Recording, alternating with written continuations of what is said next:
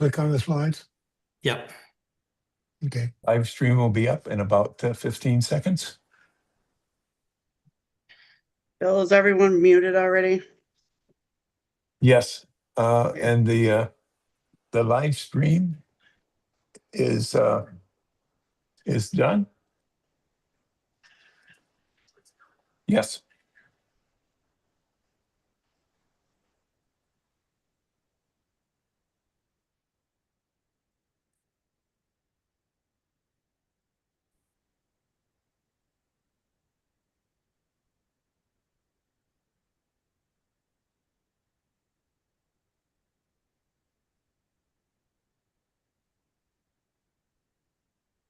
Right, are people coming in? Ready? I will stop the share. Yep.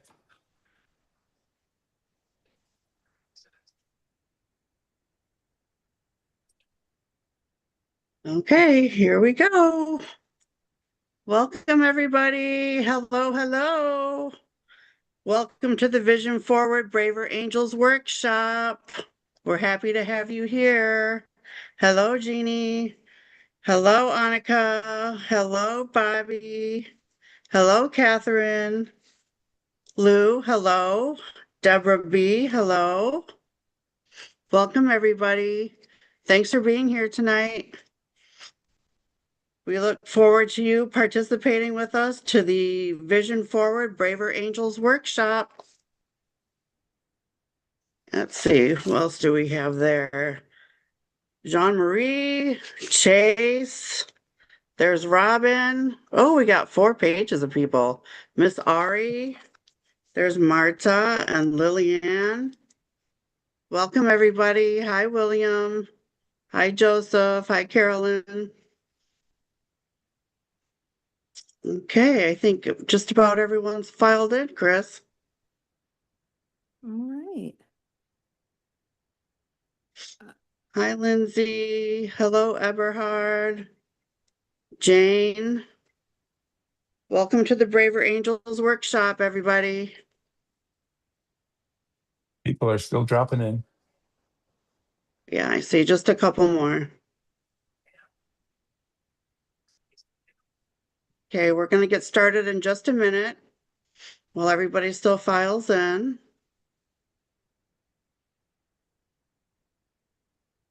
You may want to note, Christine, that we have a hard stop on letting people in at 7:25 today. So people will not be allowed entry, but we'll be directing them to our live streaming on YouTube. Okay.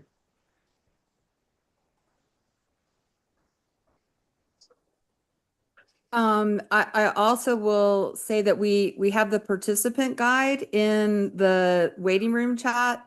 We can also drop it in. If you didn't grab it there, we can drop it in right now to the regular chat. Laura, that would be something you could help with. Just dropping the participant link into the regular chat. So because you'll need to either have that on your phone or be able to reference it in some way. Because there'll be some questions that you'll kind of be guided through.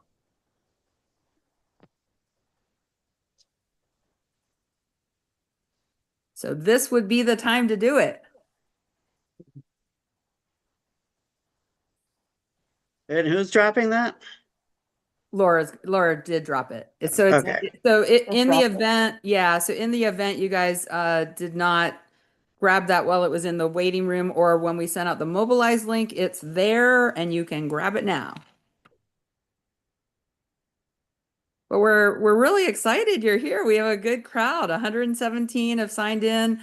We are going to start officially, I think, right, Bill, in about 2 more minutes? Yep. Okay. Yeah, we still have a few people filing in. All right. Sounds good. Welcome, everybody. See who else we have. Let me skim through the pages. There's a lot of new faces. Yeah, there is. Christine, would you like to ask people to, in chat, tell us, oh, never mind. Yeah, I think we disable, yeah. Yes. Oh, actually, did we? Yeah. Okay. All righty. We are at 7:05 and 120 in. Yay. Hi, Ori. And Mary Lisa, who's actually going to be teaching one of these sessions coming up, right? For Oh. Vision Forward eventually. Welcome, everybody. Thanks for being here. We'll get started in just a minute. And Lillian, who's one of our Braver Angels veterans, who's been to a number of different workshops, right?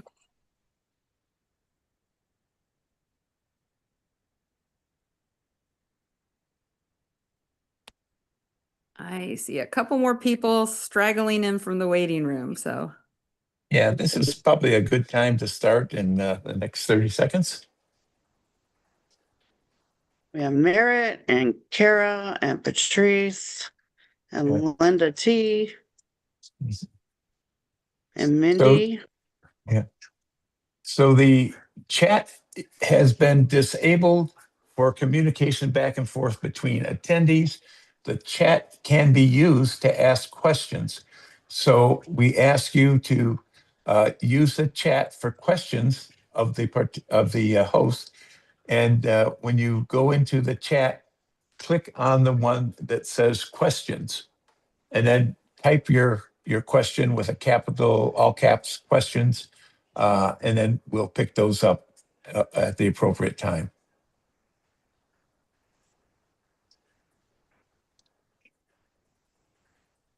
Okay, all yours, Christine. All right, so welcome everybody. We will be live streaming this event tonight to our YouTube channel. And so for any of you who want to see it later on, you can. In addition to that, but obviously anybody who's on the call now knows, we'll be letting folks into through at 7:25. We're going to cut off the waiting room, and at that point you would need to catch everything on the YouTube channel. If you do not want to have your face showing on the live stream, definitely turn off your camera right now. That would be the good time to do it. And we are going to go ahead and get started. Abe, would you make me a co-host, please? You are now host.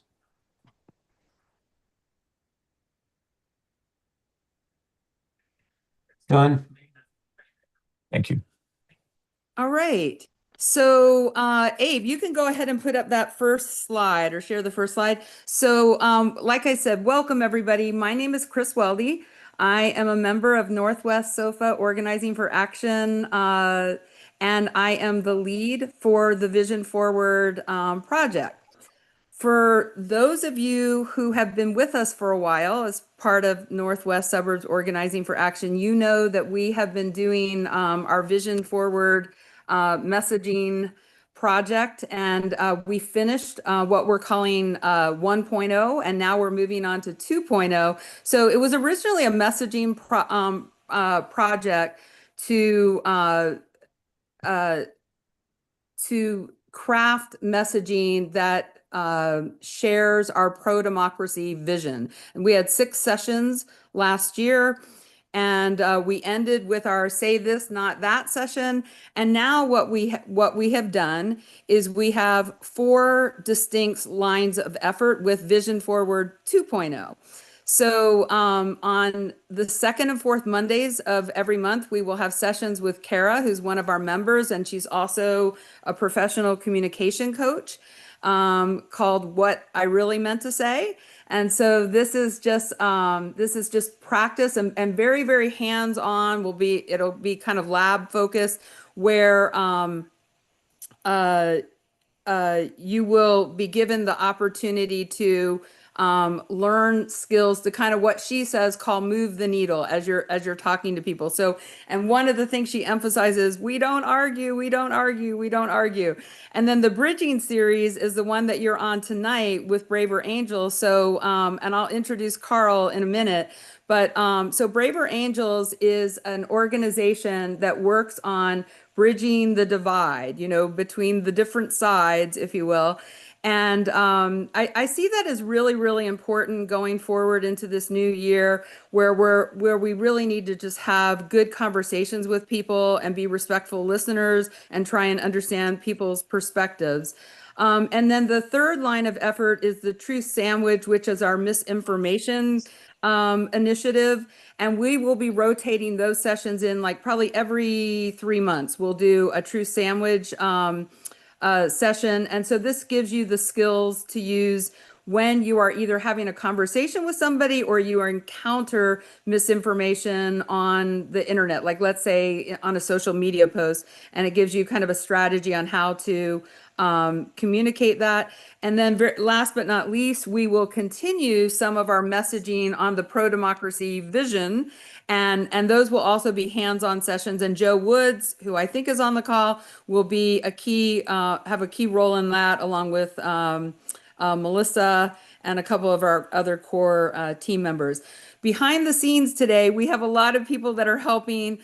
Braver Angels brought their own team of both moderators as well as technology people. And then on our end, we have Beth and Laura kind of working behind the scenes to manage the tech stuff. And then Rebecca, who saved us with helping out with getting some of these initial slides together. So what I want to do now is, I'm going to transition. We'll go ahead and leave the slide up for right now, but I want to introduce Carl Schmaltz. Carl, if you could just come on camera, like maybe like say something real quick, just so it'll spotlight you and people can see who you are. So Carl. Okay. Hi, everybody.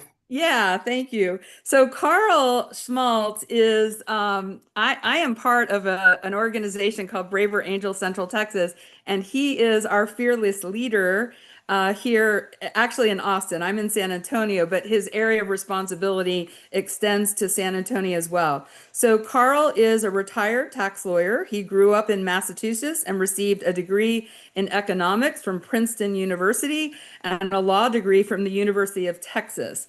He is a senior advisor to the International Tax and Investment Center.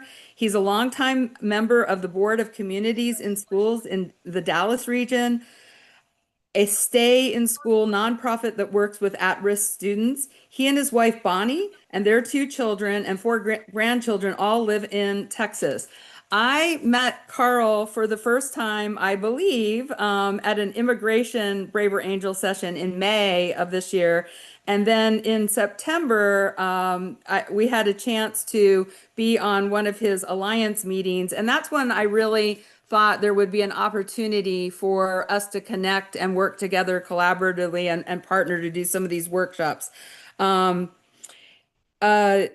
had a chance to go with him and the rest of the group to the Community First facility in or village really in Austin, where people who were formerly unhoused live in a tiny village, and we did community service there together. And then just to kind of, set the stage for this, and I'm sure Carl will talk about it a little bit as well, is Braver Angels is an organization that has both red leaning and blue leaning folks, and some people that might identify themselves as purple leaning. I know that I have invited some of my red leaning friends to be in the workshop today. So that's going to be a little bit different for us compared to a normal Indivisible program. And the other thing I wanted to say is we're hopeful that some of you will consider just getting more involved in Braver Angels, because they're a national program, and beyond the things that we will be offering through Northwest Suburbs Organizing for Action, Indivisible, they will have other sessions. So just like Bill has hundreds and hundreds of Zoom calls and on different topic areas, Braver Angels does as well. So without further ado, I will turn it over to Carl and his team, and Abe, you can go ahead and transition. Yeah, this I think you did the slides. Okay, we're good. Chris, thank you very much. I knew I should have shortened that bio and take a few of those things out, but I appreciate it. And as Chris mentioned, I'm a co-chair of the Braver Angel Central Texas organization, and it extends in a radius of about 100 miles around Austin. So we love to claim San Antonio in that, and we go up north to Waco, et cetera. And the workshop we're going to do tonight is called Depolarizing Within. And I love this workshop because the whole focus of it is how do we, when we are in our own group, talk about the other side or people not in our group? And it fits beautifully within the red-blue political context. But when you think about it, it fits into so many other contexts. We love doing this for college kids. And so you can think of sororities and fraternities or clubs and, the jocks and the nerds and so forth. And how does one group, when they're in their own silo, talk about the other group amongst themselves, and the language that we use and kind of the way that we kind of treat the others is actually a major contributor to polarization. And that's the focus of tonight's workshop. And we're going to work through how would you, as someone in that group, begin to push back a tiny bit within your own group when you hear that language or when you hear it all going in one direction, while still not being exiled from your group. So that's the focus of this.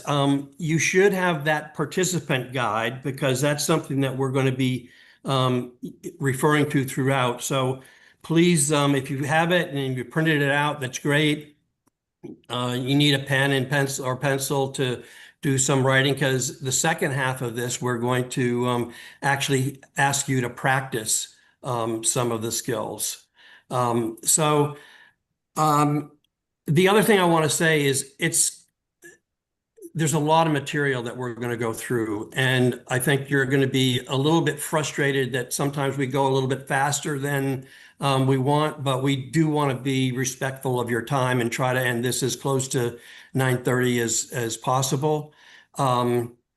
And so we're also going to have several breakouts. So you'll be in groups of 4 generally. We'll try to keep you in the same breakout. There are going to be 3 breakouts throughout the evening. We'll try to keep you in the same one, but we may have to do some reconfiguring as people may come in a little bit later or have to leave a little bit early. So please bear with us with respect to that.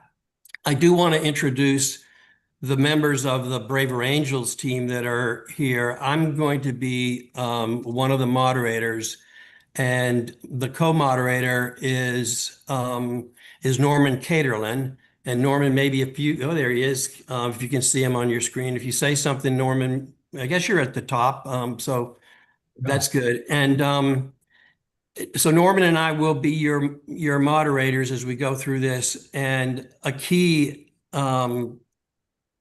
member of the team is Abe Dana. And Abe is going to be the person responsible for putting you into the breakout rooms. And he does so many other things behind the scenes. So, we're really thankful that he was able to come. Abe is with the Braver Angels. Well, Norman is the blue-leaning former co-chair of Braver Angels Central Texas. I'm the red-leaning co-chair. And Abe is from North Texas, the Dallas area. So he's from the Alliance, the chapter of Braver Angels that's up there.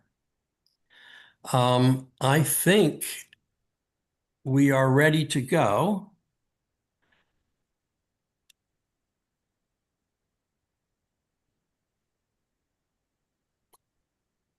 So what I want to do is first take on the question of where do we start depolarizing?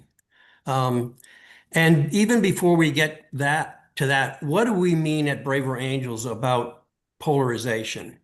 Um, we are not talking about having really passionate, robust disagreements on any issue you can imagine. And I mean, that's what this country is founded on, having robust debates. Sometimes they get quite contentious, but we're not about in any way trying to diminish that. What we are about is trying to reduce um, harsh views of someone on the other side.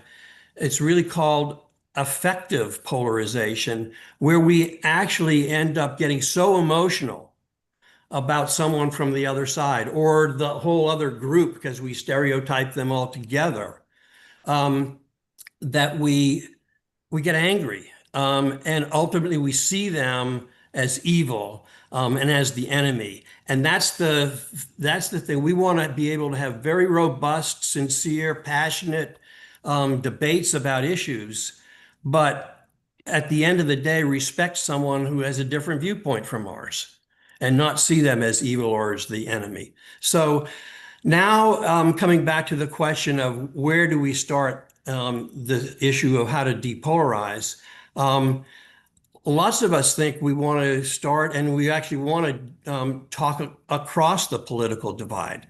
We at Brave Angels have some other workshops that go right into how to take that on. The one is called a red-blue workshop. Another is skills for disagreeing better with the other side. So that's, but some of those are, they take on particular issues that you really have to concentrate on, and they can be kind of complex.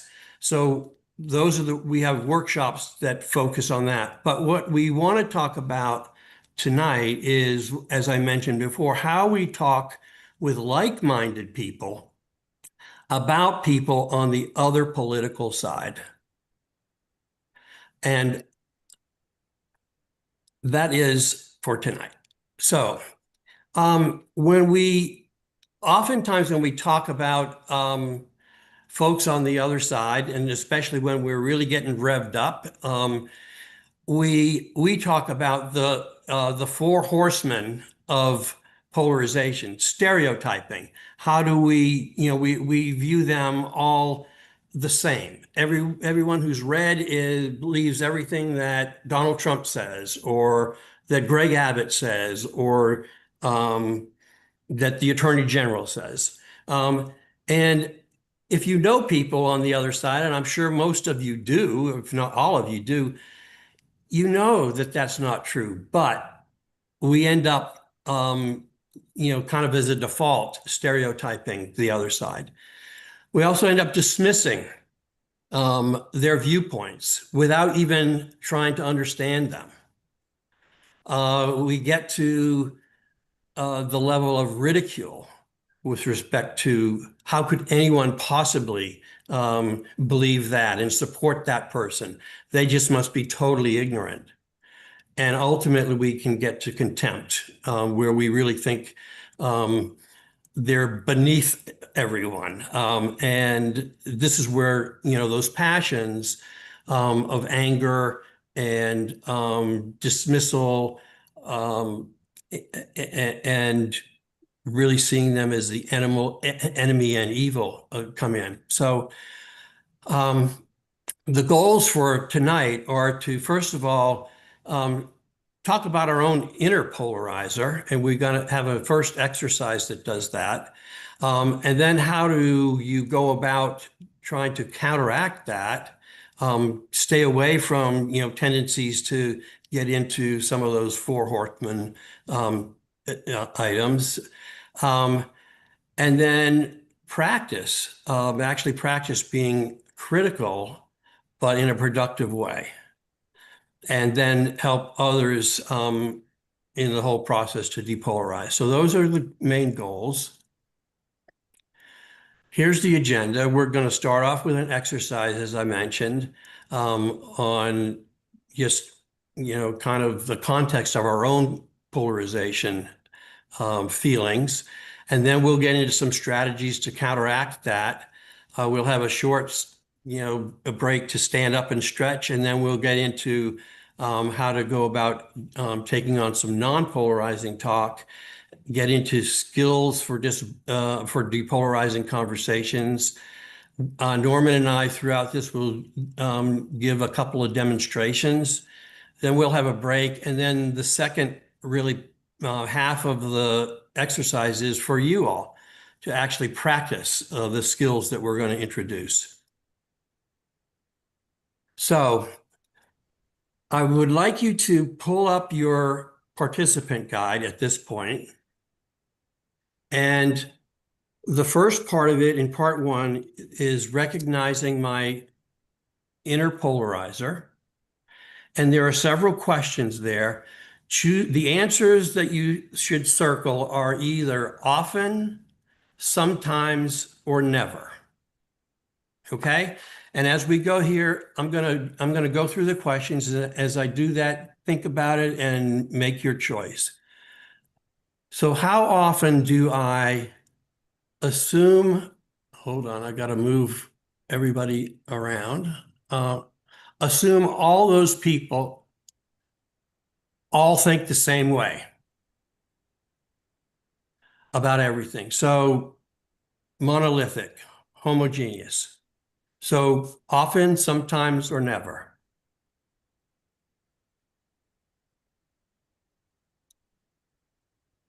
How often do I assign good motives to my side and bad motives to the other side?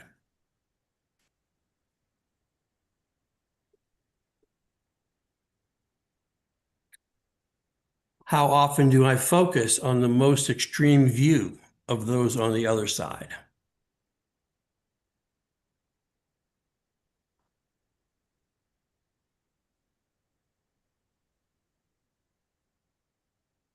How often do I compare their worst people to our best people?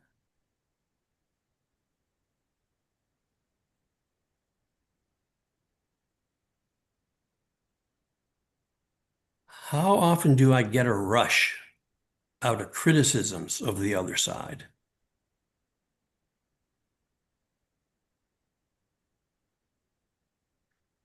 And then the sixth question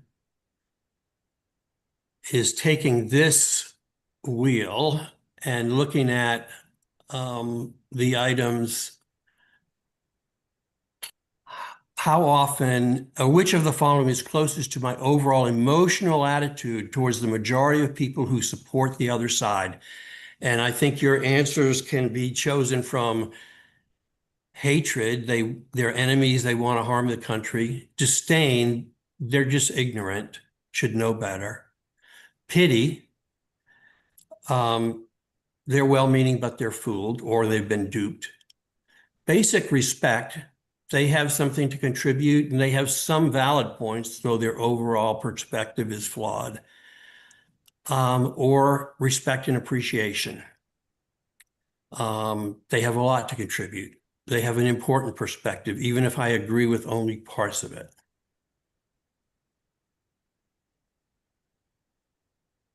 So what I'd like you to do now is to reflect on the answers that you've just given. And I'm gonna time you for about 90 seconds so you can forget this this wheel. And as I do that, think about from your initial answers to this, did you learn anything about yourself when it comes to polarizing attitudes towards the other, the political other?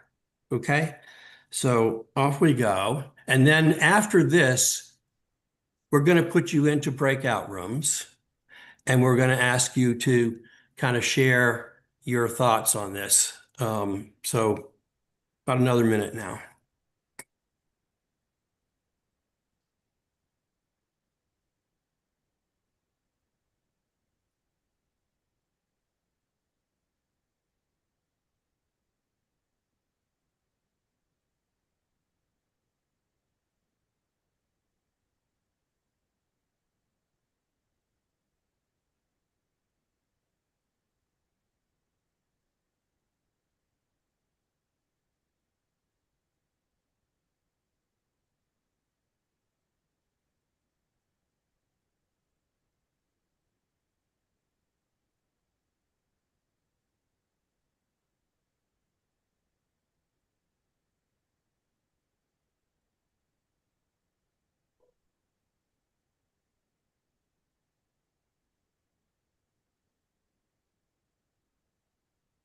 Okay. When you go into your breakout rooms, I'm going to ask you, everyone first goes around and give your name and where you live, just simple as that. Then take turns concisely summarizing your self-assessment. Did anything particularly surprise you? And then time permitting, after everyone has a chance to talk about that, then discuss things that you had in common or differences that you had. Just share your thoughts. You're not trying in any way to reach consensus among y'all. But that is those are the things to talk about in the instructions for the breakout room. Now, we're going to break you into small groups. When I ask Abe, he's going to put you into your breakouts, and you'll have 7 minutes in the breakout rooms.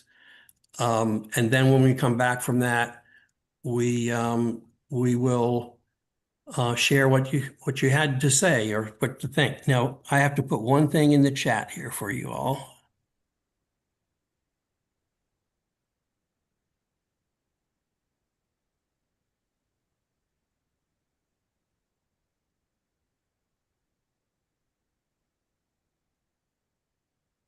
Okay. In the chat, I have just put in what was on that screen for you. Okay. So it tells you the breakout time is 7 minutes, what you do, introduce yourself, and then everything that we just went through. So Abe, if you're ready, you can go ahead and put them into the breakout rooms and you'll have 7 minutes.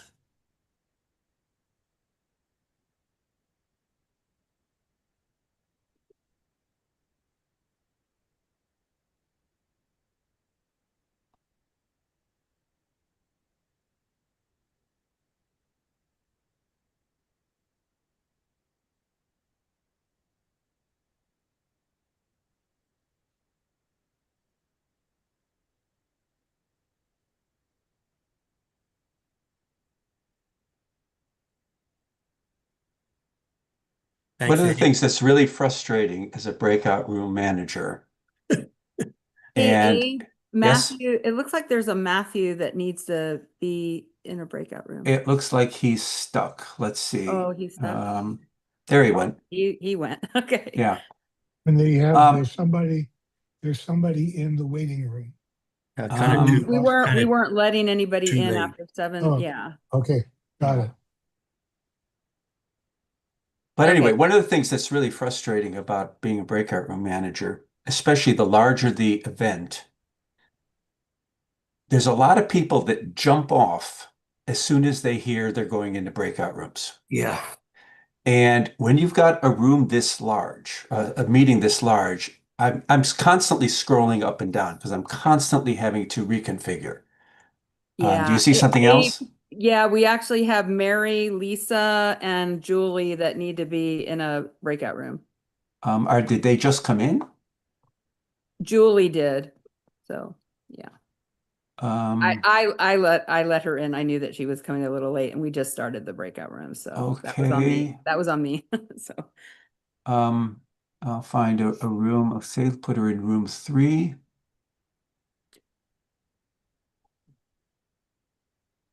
although I am seeing a little pop-up that says 8 unassigned participants. Well, 6 of those are us. Oh, okay, gotcha. Gotcha. But I do see 2 people, Yeah, Mary Mary and and Lisa. Miche. Okay, I will put them in a room. Room 7. And we're in another room of 3, room 17.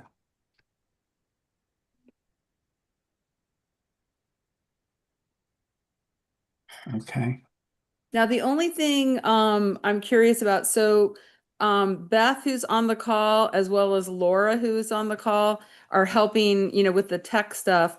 Since they're also co-hosts, are they not able to be in the rooms? Or I guess I need to ask Laura and Beth if you're wanting to be in the rooms, the breakout room. No, you're good. Okay. Okay. Yeah.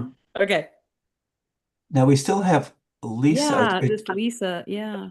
Is okay. I guess she needs to go into room 18. I haven't even been able to absorb what was said because I was Yeah, of going back and letting forth. I the was people too in, on the yeah. chat. Yeah, I gotcha.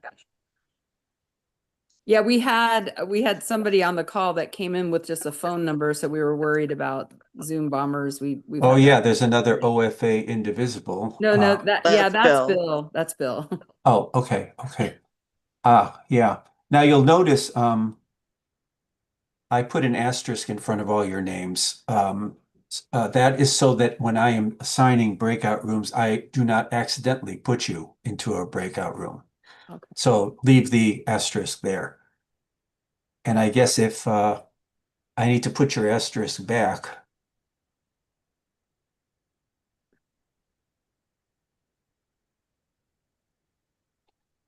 But yeah, I mean, it's with a meeting this large, it's very volatile. That's a good tech trip. I'm Yeah, taking I'm it down. I'm constantly not. scrolling up and down because people are coming, but also going. And then, as I said, this happens in every event, and it's really frustrating when it's a large event. As soon as the moderator starts to say, okay, I'm about to put you to rooms, 15% of the people will disappear. Mhm. And so my Yeah, rooms are unbalanced, and I right. have to, at the last minute, try and consolidate them as best I can. Mhm. Yeah, we sent out a reminder last night, and I maybe even one today too. Bill sent it out that Carl, that we basically reminded people it was participatory. We would be putting people in breakout rooms, but you're right. You just don't ever know once they show up if they've changed their mind, or maybe they just don't feel like interacting, Well, Yeah. one thing we've tried a couple of times is telling people, look, if you do not want to go into breakout room, put an X in front of your name, and I will put you into a chill room where you can just chill, Oh, and then you'll come back with the rest of us. yeah. Okay, they have about a minute and a half left. Okay. What happens with the YouTube filming portion of this when we're in breakout rooms? It's just kind of dead. It's just kind of dead Oh. space. Actually, they probably all heard what we just said. Oh, yes, I didn't think about that. Yes, that's true. Didn't think of that either. Yeah. Well, we didn't say anything bad. No. No.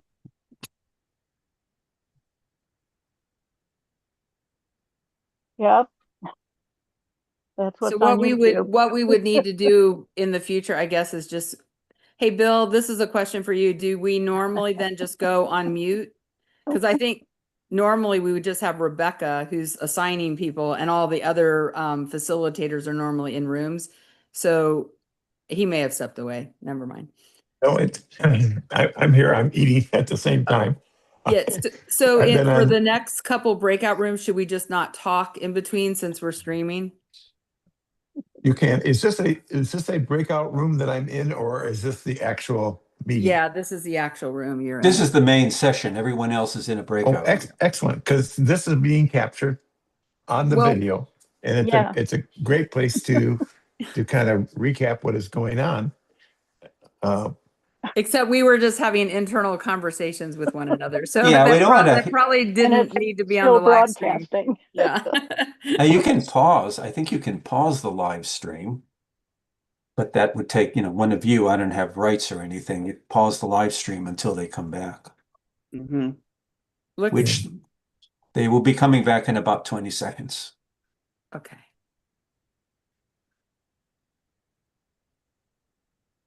How many people do we have on now? Does anybody see that?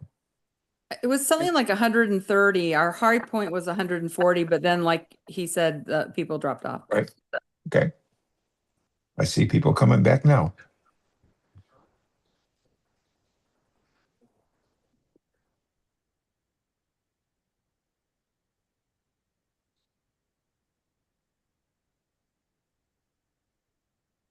Here they come. Okay. All right, everybody's back, pretty much back. Great. Okay. So we're just going to take a few minutes, like 3, to have some sharing. Who would like to talk about what you learned about yourself in this exercise? Just raise your hand or hit the raise hand button. Robert, you're first, and go ahead and unmute yourself and come on in.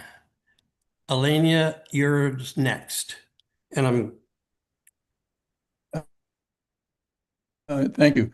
I'm from New Orleans. I was first realizing how disdainful I have been. At the same time as I thought it through, it began to, and I was listening to the others. It seemed to me that there are times when we have to say that the disdain is merited. We don't have to be hard-hearted and cold about it, but what they stand for, what they are saying, nevertheless, it seems to me, often deserves disdain. That's where I came from. okay. Elenia and then Joe, unmute yourself and just real brief if you can, so we can let as many people talk. Elena, you're mute. There you go. Okay, can you hear me now? Yep. I lost my Zoom screen for a second. Okay. I just wanted to say the thing that surprised me was I found that I'm leaning more towards the basic respect when I was really deeply thinking about it than I thought I was. So I thought I was otherwhere, but thank you for that. Great, thanks. Joe, and then Bobby, you're next. Hi. Yeah, so I and one of the other members kind of broke them into at least two groups. Initially, someone else had also said, I wanted to be sometimes on all the points, but I ended up in reality being often. And I realized that the often that I was feeling was thinking about the leaders of the party. And I have to be honest, I approached them largely with hate and disdain because I think they're being hypocritical. On the other hand, the people who, the voters, a lot of them have real issues. They were hurt and they're struggling. And so, that's something I've been trying to understand. What is it that's driving them to pick this guy? So for them, I'm probably in the pity because they've been duped and the basic respect from the issues that they're facing. Okay, great, thanks. Bobby, you're up, and then one more after Bobby, and this is where the issues of the timing that we've got, constrain us. But Bobby, go ahead. Briefly, there's two things. Like Robert, I'm from Louisiana. And what I felt more than anything else was a consensus of my breakout group was that when we are treated badly, we tend to think less of the people or group that are not treating us well. Because we talked about the responses that we get from people often. One example was one of our people was on the corner with a sign expressing their opinion about ICE. And so I felt like the consensus of the group is that when we are not treated well, we tend to think less of the other person. Great, thank you. Last one, Janet, if you could. Yes, I'll try to take a little bit of time. I think I took too much time in our group. It just went too fast. I saw myself as being somewhere between disdain and pity, but I don't like those words because I have so many friends that are on the other side. And I feel they've been duped, but I have a lot of respect for them. So there's a mixture. And I'm with the other guy who talked about the elected officials. Republican elected officials on my end, I have a lot of disdain for them. I don't like to use the word hate. There's a couple of them I see as my enemies because I even give them lowly nicknames just so I can vent. So that's where I'm at. So, all right, thank you very much. Unfortunately for Kathy and all the others who had their hands up, we've got to move on. But this is several of you talked about knowing people on the other side. And as a red-leaning individual, almost everyone in my family is on the other side. You know, one may be purple, others are blue and very, very dark blue. And so when you know someone on the other side and you know that individual as a, as a good, in good faith believing, there are reasons for differences of opinion and different policies. It helps to moderate you a little bit. And I always think about when you do know someone on the other side and you're in your own group and your group is doing some of the things that groups do, how are you being loyal to someone who is not present? And what do you do? How do you feel about that? Would you be talking the same way if that person who you respect was in the same group? And that's what we're going to take on as we go forward now.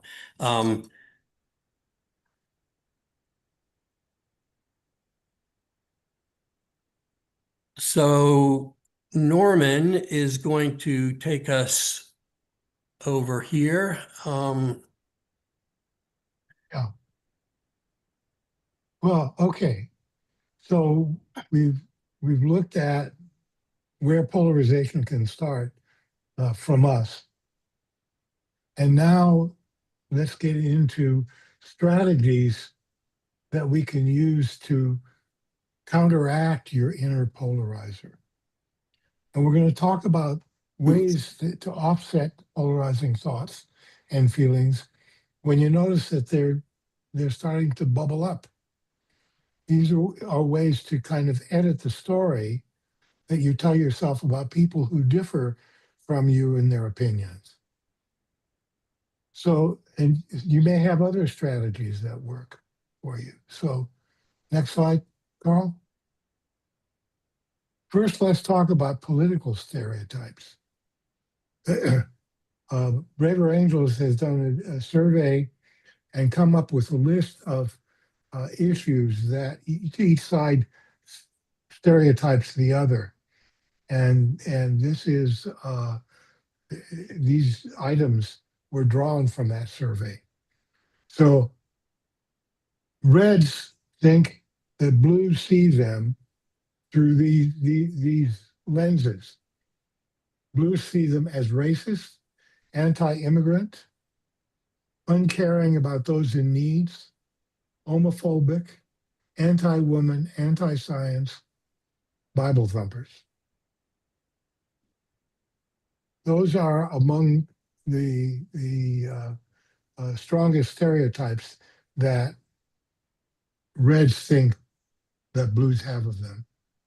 And how blues think reds see them as arrogant and elitist. Blues favor big government. They're fiscally irresponsible. They're unpatriotic, anti-religious, against free speech, and hypersensitive snowflakes. So let's talk about these political stereotypes. Next, Carl. And how you can challenge you. So here are some ways you can counter stereotypes in your own thinking. Well, first of all, you can tell yourself that the other side is more varied than the stereotype. The stereotype tends to apply to everybody.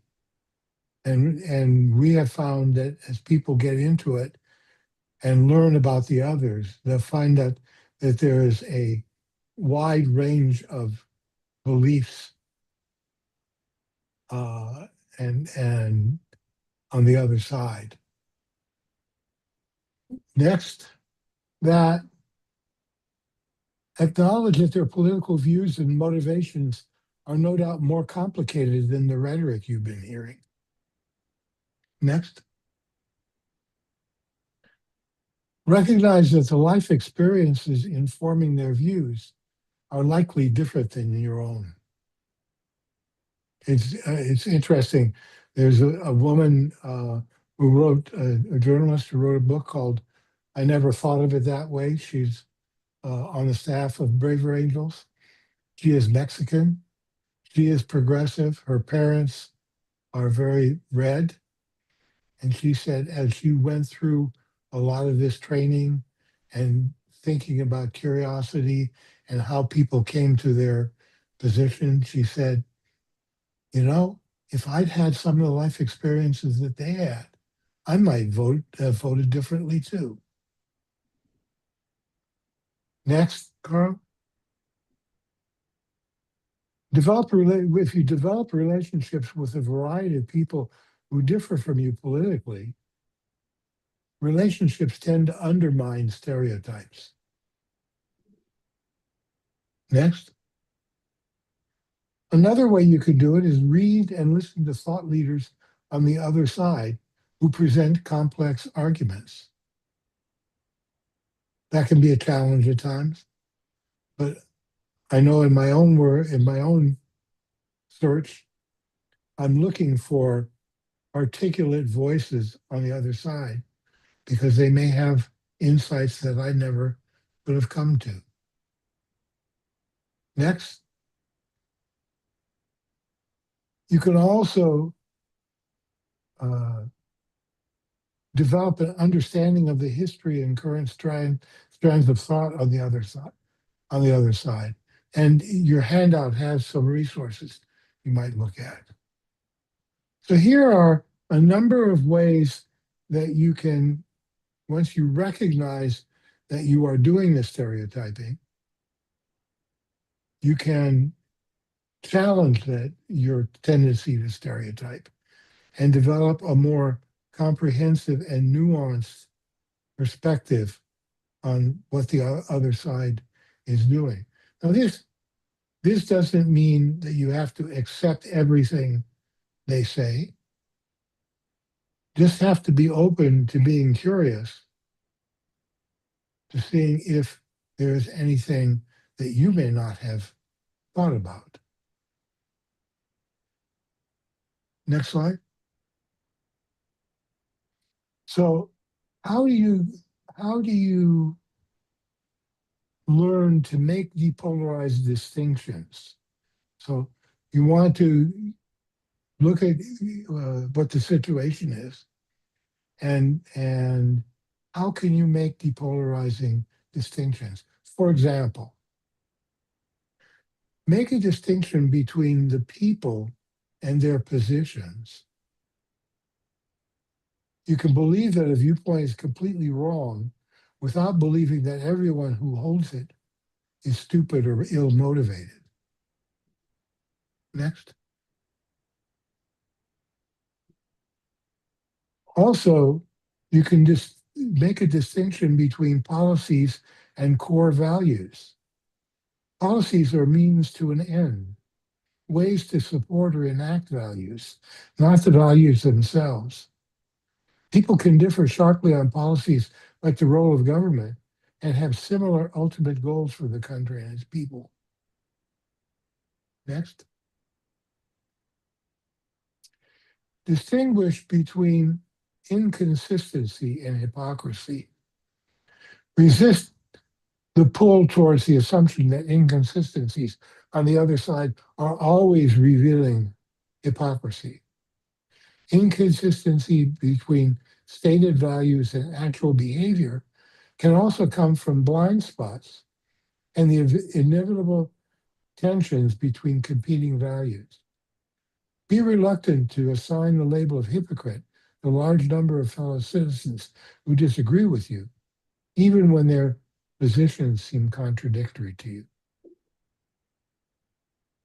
Next, Carl. So how can you resist stereotyping others? Next. Whoops. Stereotypes are how outsiders oversimplify, dismiss, lump together, and disparage the other. For example, let's talk about the issue of the climate. Climate advocates may stereotype climate skeptics as uneducated, anti-science, or nationalistic. And climate skeptics may stereotype climate advocates as out of touch with the real needs of real people or as alarmist. Given the natural tendency to stereotype groups who are different, what strategies have you found to be helpful to counteract stereotypes you find yourself holding about any issue, political, climate, government, or community? In other words, think about the stereotypes you hold. Now, how do you resist stereotyping others about any issue? Take a moment to reflect on this question, and then we'll break into groups to share our reflections. So remember, we're going to ask you, how do you resist stereotyping others about any issue? What are your strategies that you use? We'll give you 7 minutes. In the breakout room, right, Norman? Yeah, it's in the breakout room. I'm sorry, you're right. In the breakout room, Gabe. Oh, we're ready to go to breakout rooms? Yes. Okay. Sorry. First of all, is there any question? Anybody have any questions on this? Okay. Now, Abe, okay, again, remember, how do you resist stereotyping others? Go for it, Abe.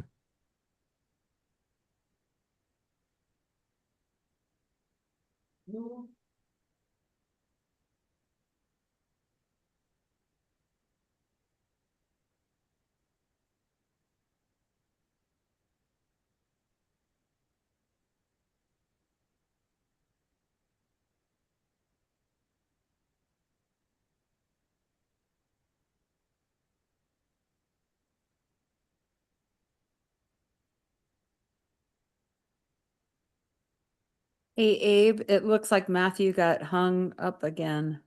I still see him in the main room. Yeah, I can't do anything about that. That is like on his end, internet connection, whatever. Oh, Eventually, they usually finally go. so it's a latency Yeah. issue. Okay, gotcha. Uh,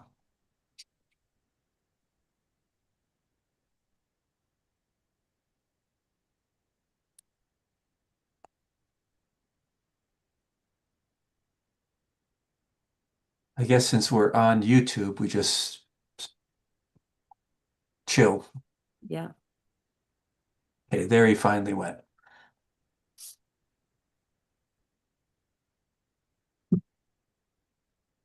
Carl, you have a sense of how we're doing on timing? Yeah, hold on. We're pretty close. We're going to come out of this at in about 5 minutes. Yeah, it looks like the popcorn share is supposed to start at 8:03, so we're pretty much right on time. Yeah. I'm very interested to know, Carl and Norman, Abe, Chris, what did you think of the responses from the 4 people that you had? Was that typical to what you hear, or were there some? I was a little bit surprised by some of the responses from the people that I know. Remember, we're on YouTube. Uh-huh. I was a little bit surprised. A lot of times I've heard things like, oh, I never realized that how I really felt about the other side. And in some sense, they weren't necessarily, I mean, we kind of heard some of that, right? But then there was a side of it that said, and with respect to some of them, I feel good, I feel right about how I feel. And I think you're just kind of hearing their responses, but I think if what that individual was saying is that with respect to certain folks, which a lot of us feel are the minority of the other side and the extremes of the other side, you can have those very, you know, strong emotions. But do you feel that way about everybody that's on that side, everybody that voted for that candidate or takes that position? There was a focus, more of a focus, I think, on elected leaders than on, for example, neighbors. Than what you would typically hear in a, Than yeah. what we have heard elsewhere. Mhm. Yeah. Yeah, I couldn't help but reflect, since my wife is on the other side, that makes a very interesting world. But we tend to vary. I mean, sometimes we're taking the news cycle sides, and then at other times when we agree that we can talk about these things, we take a common sense approach. So I felt really interested. Well, when we do, for example, a red blue workshop, and we have experiences of people hearing the other side in a more productive way, a very common response is, "Are there more people like you there? I didn't realize there was so much of a variation. Right. How representative are you?" So in many cases, and again, we're talking about ordinary people as opposed to leaders. What I wondered is, because it happened to me today, you know, we had that the killing of the woman who was the legal advocate in was it Minneapolis, I think. Yeah. And I know that that created a lot of tension, emotional tension, I guess, even for me today, you know, between texts with my dad, who's red leaning. And of course, you know, a good number of people that were supposed to be here tonight are actually out protesting. You know, we had pop-up protests as a result of what happened at that ICE agent killing the woman. So, Okay, we're about 1 minute. okay. Carl, are you going to be at Sumner's At Sumner's. You mean this what? year? Don't know.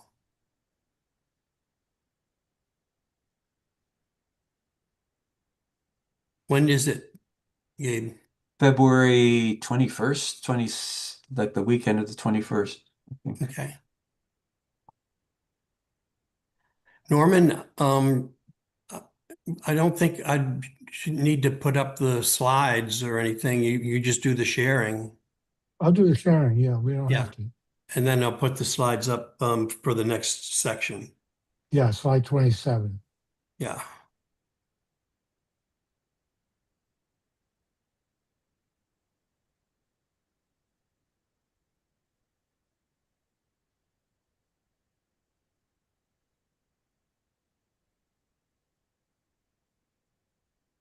Okay, here they come. Well, they have 20 more seconds to talk, actually.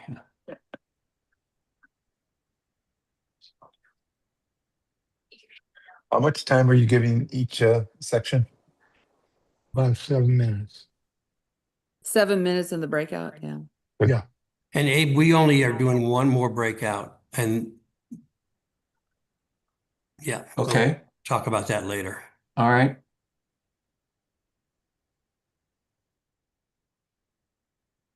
Come back. Are we back? Well, welcome back. So again, let's share. I hope you had some good conversations, and please raise your hand. And remember, how do you resist stereotyping others? So we'll start with Cecilia and then Dolores. Hey everybody. I have a great group of ladies, just saying.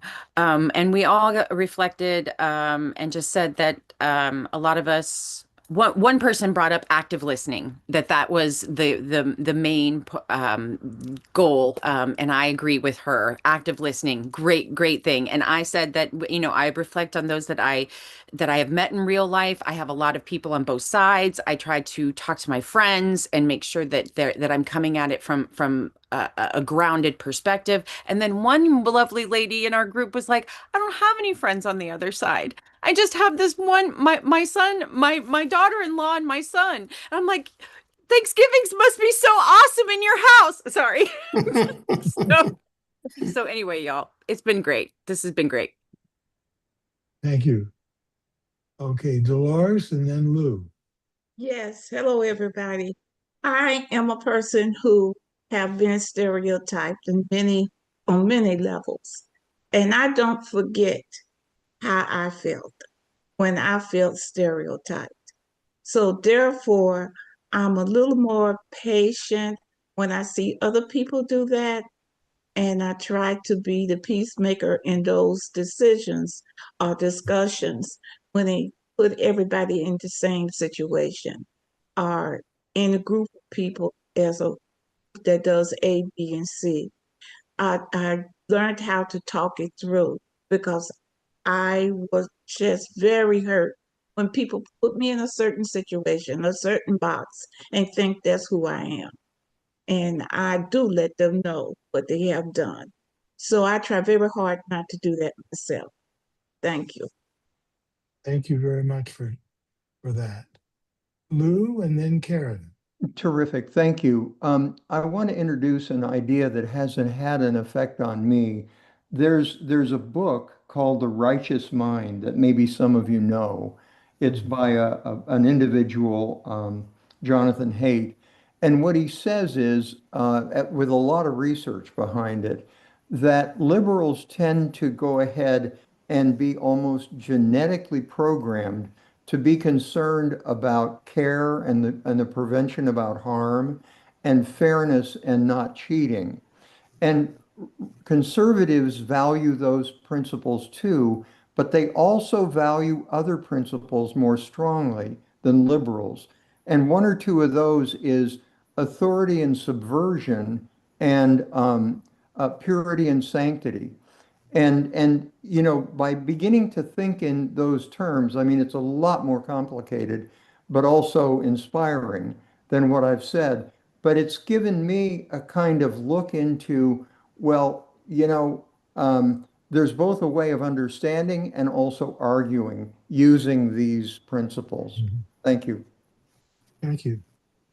I'll have just a couple more. Karen and then Piper. That was very helpful, what you just said, Lou. The last words, before we came back to the main room, was love.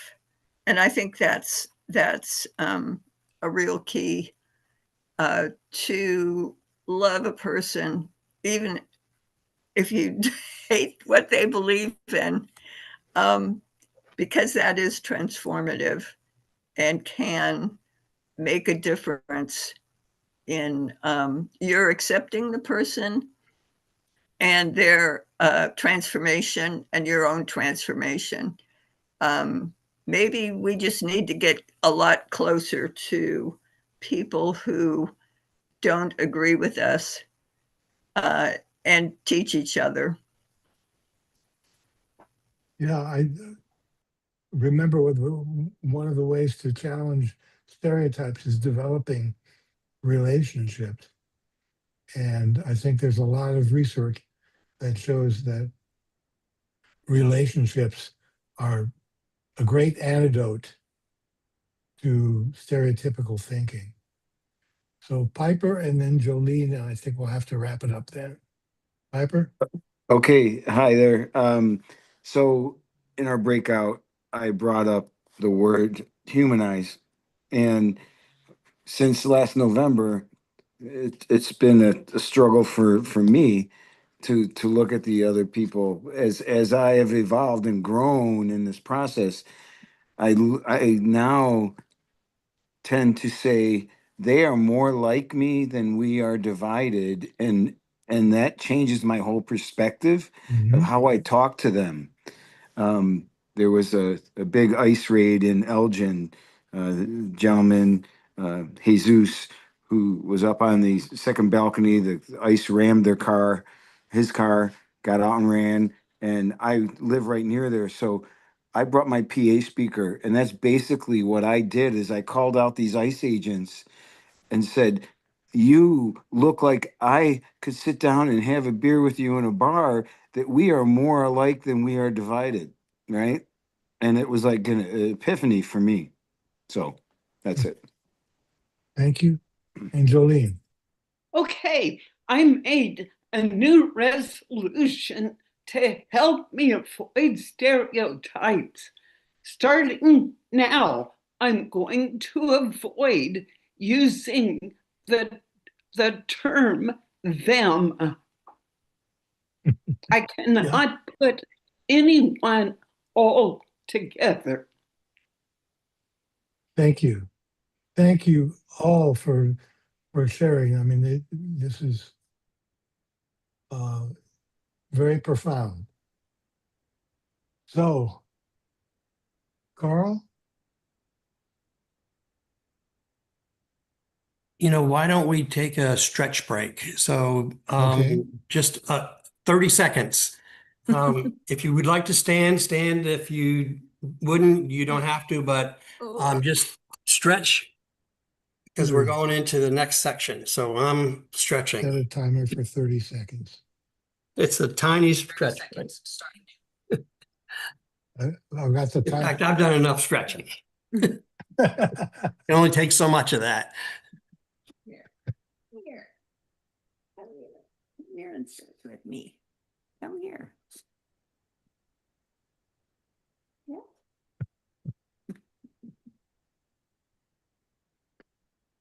I see a puffball there, Chris. Yes. Only one. My other one went to puppy boot camp this morning. Okay. Thank you. Now we're going to talk about how to talk about people on the other side in a non-polarizing way.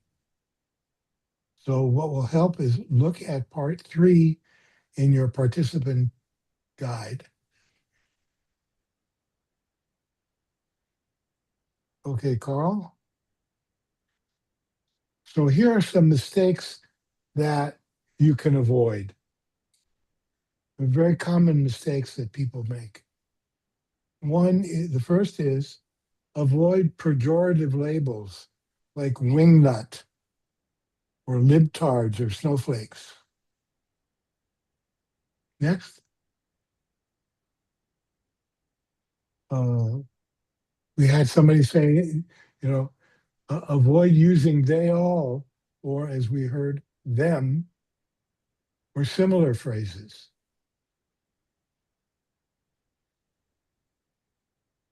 These are classics, these are all classic stereotyping phrases. Next. Avoid painting all supporters of a politician with the same brush you use for the politician. If you go on a rant about a particular politician, make it clear that you're not putting all supporters in the same box. So that's the way, again, of avoiding the broad brush. Next. Remember, criticize the idea or the policy, not the motives or motivation of everyone who holds it. For example, a blue example, climate change denial is the riskiest idea I've seen in my lifetime because we're running out of time to prevent lasting damage to the planet. That's one way of saying it. Versus climate change deniers care more about the fossil fuel industry than about the planet. You can see the difference in the tone and the impact of each of those. For a red example, climate science is uncertain enough that I don't think we should start overhauling our way of life, is one way of putting it, versus climate change supporters have a liberal agenda to overregulate the economy and tax us to death. Again, you're making a distinction between the policy and the people. Next, Carl. So here are some things about what we should remember. Remember, criticize your own side too, because I hesitate to say where it's relevant and where it's valid, but there very rarely things are so black and white that there isn't something that could be said that. Next. Remember to say something positive about the other side. For example, I read a liberal or conservative commentator who said something interesting about this, or I think their criticism has some validity, even though I don't agree with their solution. Again, you're allowing some degree of doubt and uncertainty as opposed to absolute certainty. And finally, next, try the eavesdropper thought experiment. How would a rational and well-intentioned member of the other group feel when listening to you to describe their side? Do they feel respected, even if you strongly disagree with them, or disrespected? Do they feel understood or grossly misrepresented? That's one of the things that we'll do when we teach the skills. Acknowledgement. Acknowledge what you have heard. You can say that you can paraphrase their position, but in doing that doesn't mean that you agree with it. So, next slide. And here's the time for us to do some reflection. Reflecting on the concepts in part 3 of the handbook. Think about which of all of these concepts and strategies may be most helpful to you and that you'd like to try out. And then we'll give you a few minutes to think on this, and then we'll look for raised hands. So let's give people, we'll say 90 seconds. All right. The timer is started. Okay. Remember, think about the concepts in part 3 and which of these depolarizing concepts and strategies do you find most helpful and would you like to try in the future?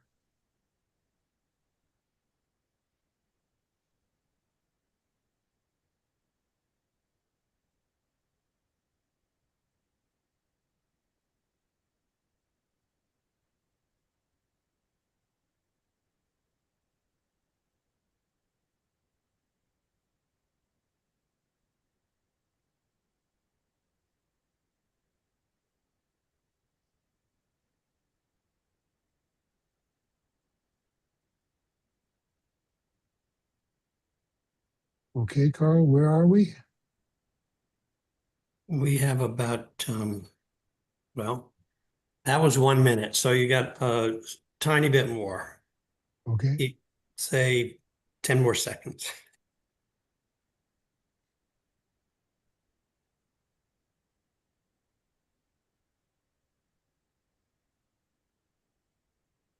Okay. Now I'd like to hear from some people are willing to share their learnings. And we have a couple, raise your hand. We have a couple of people already. So we'll start with Cynthia and then Mindy. Cynthia? Yeah, I'm concerned that we hear such a slanted amount of information from the other side. We only hear the loudest, usually the most extreme people on those particular issues. Generally, most of the people don't speak out. They have opinions, they have stands on the issues, but they don't speak out like the more outgoing people. So we don't hear all of the views. So I don't know how you can actually know what they're thinking because we don't hear them. Well, remember that what we're asking now is we talked about a variety of ways that we can avoid, strategies that we can use to counteract our tendency towards stereotyping. That's part of it, is recognizing that we're not hearing everybody. We're only hearing a few, and we hear them over and over and over. I don't know how you go about getting into the other group so that you can get an overview of what the people who don't speak out feel. Well, I think that in your participant guide at the end are some resources where you can learn about the other side and what people are saying. But thank you for your observation. Mindy and then Patty. Yeah, and similar to the previous speaker, I just want to acknowledge that there's so much challenge in these things right now because, like, the very first thing about not using pejorative labels, currently the leader of our country uses pejorative labels daily, many times a day. And that makes it all the more challenging, I feel, to keep a commitment. And so I feel like my strategy that I want to say is really keeping that resolve strong, to not label, to really work on the stereotyping. This one is new to me, the thought about not painting supporters of a politician with the same brush that I'm using for the politician. So I'm very focused on those first ones. Those are good for me, but I just feel like just to acknowledge this is very hard work, I think, in the world that we're living in right now, and it takes a big commitment. So I think you are absolutely right. And I know the tendency is if somebody slurs you, there's an instinct to fight back. That's right. It hurts. It hurts, and we want to hurt back. I want to hurt back sometimes. One of the things that we found at Braver Angels is when you get people who do feel comfortable talking about what's important, is you get a change of attitude. Yeah. Okay, Patty and then Cecilia. Hi there. So I am very vocal on my beliefs, and my friends and family, they know it. I work at a motel, so I try to keep it, very neutral. But one of the things that I know that I'm planning on doing is weekly basis, maybe say something positive about the other side. I did see the end. I love the resources. I'm going to look up some of the stuff, and I'm going to try my very hardest to think of positive stuff. And also, I did like how that one lady said that we need to recognize that the people we're hearing the most are the loudest and the extremes, even on both sides. And so we just need to listen to a little bit different people, and just know that it's not all that bad, I guess. I don't know. And anyways, remember what this workshop is about, is how we talk among people we agree with. And that, And not saying they. yeah, That's gonna be one of my things too. okay. Cecilia and then Dr. Bill. Yeah, I think that even in our breakouts, we've talked about making a further distinction, how a lot of what you have provided us has been very vague. And I know y'all do that for a very specific reason. But the avoid painting all supporters of a politician with the same brush. I'm processing that and trying to go through, but they voted for him, blah blah blah blah blah blah blah. Okay, avoid painting supporters of a politician with the same brush. Outside of those who wear the flags and do fly all that, I can agree with that 100%, and I will adjust my language and definitely need to word that. I think I'm going to focus on criticizing my own side more, because I need to focus on what we need to do better, like what we need to do better, and say something positive about what the other side is doing. And that'll be like where I kind of focus on like staying in my lane. But yeah. And again, bringing it back, that we're talking about, in this case, we're talking about how we speak with like-minded people. Right. One of the things is, somebody said, it's hard work. Yeah. Especially in this environment. And it's not going to work with everybody. But these Norman, tools, I'm sorry, go ahead. Go on. I was just going to say time for one real brief additional comment. Okay. So I see Dr. Bill is ready. If I can just mention, the thing that I keep thinking about is that we want to be honest and talk about weaknesses, or strengths of each side and so forth. But it's really hard for us to find the facts and truth and know what AI or other sources we have for truth and what's honest public opinion and surveys. And hopefully we get honest variability of surveys that we can discuss and debate and have our representatives represent the majority. Hopefully we can talk about all those issues. Okay, thank you. Okay, Carl, it's over to you.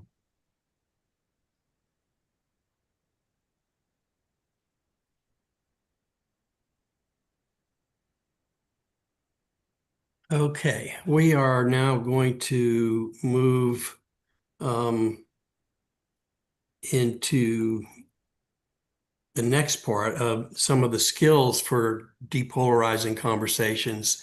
And remember, this is working on skills for intervening in conversations when they begin to veer into stereotyping, dismissing, ridicule, and contempt, the four horsemen. Again, as Norman said, keep in mind what we're talking about here is largely discussions with people who largely agree with you, and how you have conversations there. And it's when you're taking on trying to introduce another perspective than from what you're hearing, whether it's within your own group or ultimately with someone in another group, it's better to practice these one-on-one first, instead of a group, because the group, if you're in a solo and you're confronting or having discussions with a group, that group tends to sort of gang up, right? So practice the skills first one-on-one.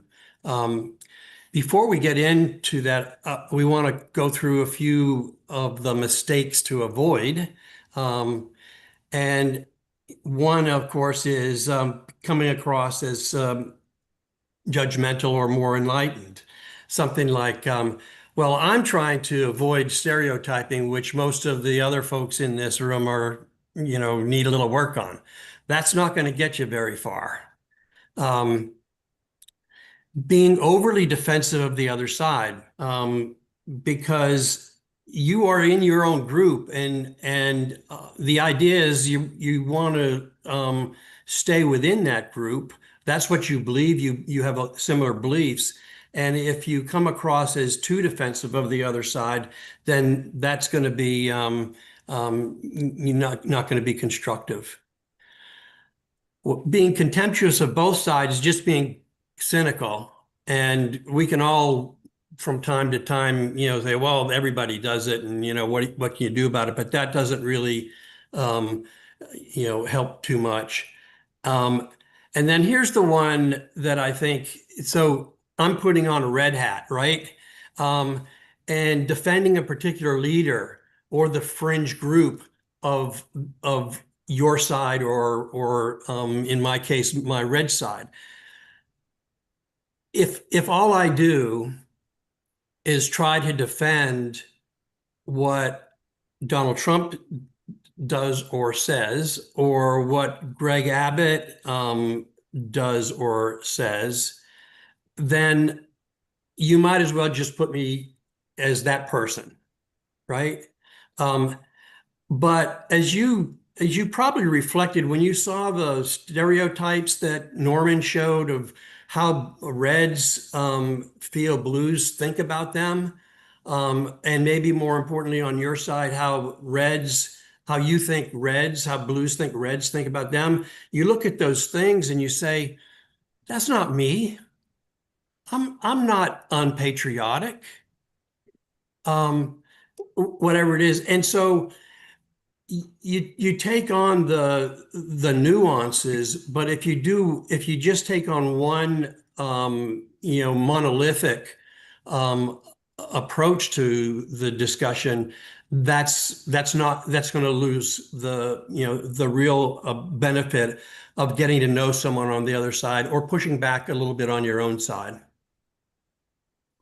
Now, what we're going to do in the next section, and I'm going to introduce it here, is we're going to introduce some communication skills for actually being able to ultimately come up with a perception or an approach, a perspective that is different from what you're hearing. So you want to introduce something different. And the skills that Braver Angels has developed are called the LAP skills. The first one being listen. And you can see these on part 4 of your guide. But listen means really listen to what you're hearing, to understand the values and the emotions that may be influencing the stereotyping that is coming out in a really polarizing statement. A lot of times it's very frustrating. Each of you, or many of you, have expressed some of the frustration of the other side. But think about hearing someone on your own side do that. How you counter that? So you really have to listen to understand where that person is coming from, what's underlying it, and where there's strong emotions, there's generally a story. The next part of this of the LAP skills is to acknowledge. First of all, is almost to paraphrase what you've heard. And when you do that, you are showing the person you really have listened. You don't want to come up with a counter perspective that's introduced too early in this process. This is a methodology that has been developed, and I should say that a lot of the ideas and all the major workshops have been developed by a man named Bill Doherty, who's a professor at University of Minnesota, but he's also a marriage and family therapist. And he had the insight that many of the techniques and approaches and methodologies that he has used in his profession map over quite well to having constructive and productive conversations with someone with whom you disagree. So you go through this process, this LAP skills process. So acknowledge that you've heard them. Sometimes it is only, I understand you feel really, really strongly about this. This is important to you.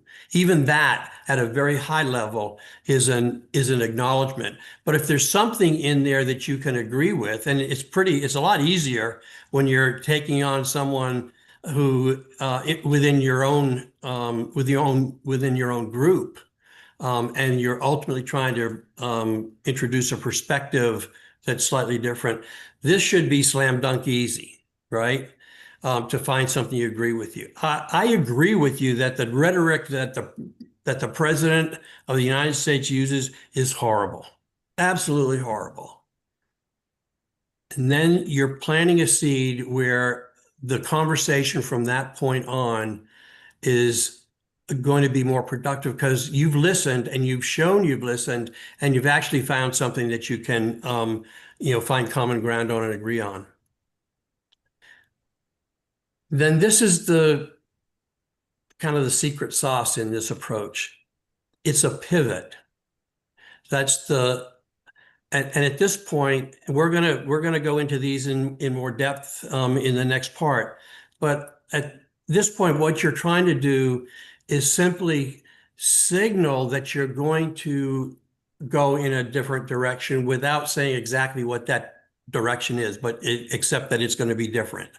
And it can be things like Norman referred to earlier. I've read the book. I read Jonathan Haidt's book, and I've thought about this a little bit more. Can I share with you what I learned? And generally, once the conversation has gone through these steps, the individual on the other side is going to say, "Yeah, I'd be interested in hearing that." And then finally, you can introduce your perspective, which may be, Donald Trump is extreme in so many ways, but 70 to 75 million people voted for him. And from me understanding, reading that book or talking with someone on the other side, I know they don't agree with everything he said. But, and so I agree with you, in step 1 or 2, but it's more complicated. It's more their thoughts are more varied among themselves, and we each know someone from another group, and we know that they're a lot of them are intelligent and thoughtful, and they saw coming back to, I think, one of the things that someone mentioned. Well, they voted for him. Many of them looked at the choice they had to vote for the other individual and felt similar, resistance to doing that. And how they came to that decision is interesting to try to have a conversation about and to learn. But these are the basic skills, the LAP skills. Listen first, show that you've listened by acknowledging what you've heard and agree if you can find something. Do the pivot, and then finally introduce your perspective. When you look at the perspective, there's a lot of different elements to that. One, and we've kind of talked about some of these before, but it's more varied. Sorry, I'm getting stuff in the way. So it's more varied. It's not as simple. And I see things from my perspective. You see things from your own, and we may be looking at the same basic facts, but because of my values, I see it differently. This is a great little picture to show the 6 and the 9. Is more complicated. This one you can probably say about almost anything. It's more complicated, certainly, than the sound bites that are used on both sides by politicians. People on the other side, or people that I know on the other side, come at this from different backgrounds. As you know, I worked in the oil and gas industry for my whole career. I know people in that industry, and I have, a feeling about them and an understanding about them that I feel very strongly supportive of individuals who work in that industry as people worthy of respect. Someone who maybe didn't have that experience, just sees them more as the enemy or evil. You can always use this one. Well, our side's not perfect either. And that's a different perspective that you can share. And this is one, it's not useful to dismiss them. It doesn't really get us very far. From a pragmatic standpoint, we're going to have to deal with people on the other side. So let's figure out how we can do that. When we do that, you've had this discussion, you're going to expect pushback, or you should expect pushback from your own side, because you're starting to try to you may be looked at as defending someone on the other side. If that happens, go ahead and try to repeat the lap skills again. You listen, they come back and say something. We're going to demonstrate this in a moment so you can see an illustration. Go back and you listen to what their criticism back is, try to acknowledge something. Once you've pivoted one time, you don't have to pivot anymore, because you know that the other person knows that you're trying to introduce a perspective that's different at some point. And then reassure is the kind of the step in this one. Reassure them that you are still a member of your group and you're still very much on their side. You're just trying to introduce some additional viewpoints that the other side may have. And if it doesn't work, if you keep getting hit with yes, but, or you got to be kidding me, no way, then you find a way to actually to exit gracefully. And some of that may be as simple as saying, well, why don't we put this on hold for now, and let's go get some coffee, or let's come back to this later. I do want to come into let's Norman and I go through this demo. And hold on just a second. Let me set it up here.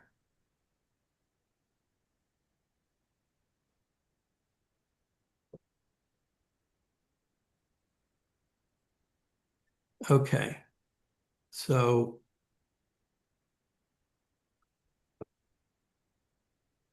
I'm going to be a polarizer here, and I'm going to be a blue polarizer.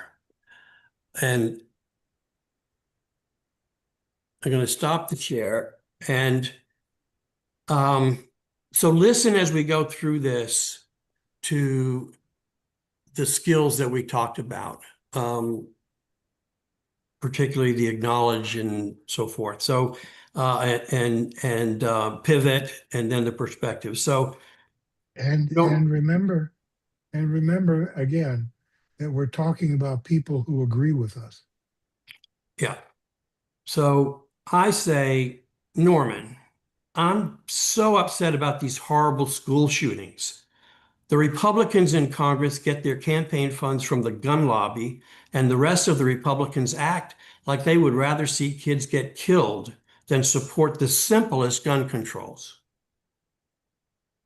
Now, I, as depolarizer, say, yes, I'm upset that we can't agree on even basic gun regulations to keep our schools and communities safer.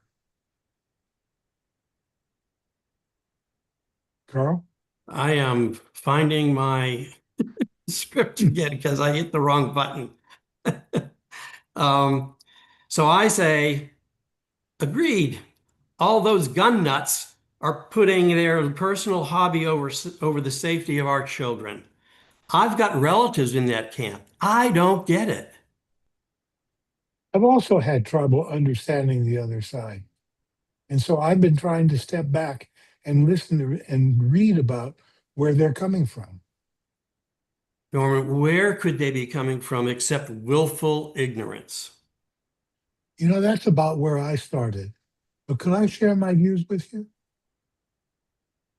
Did you hear a pivot there?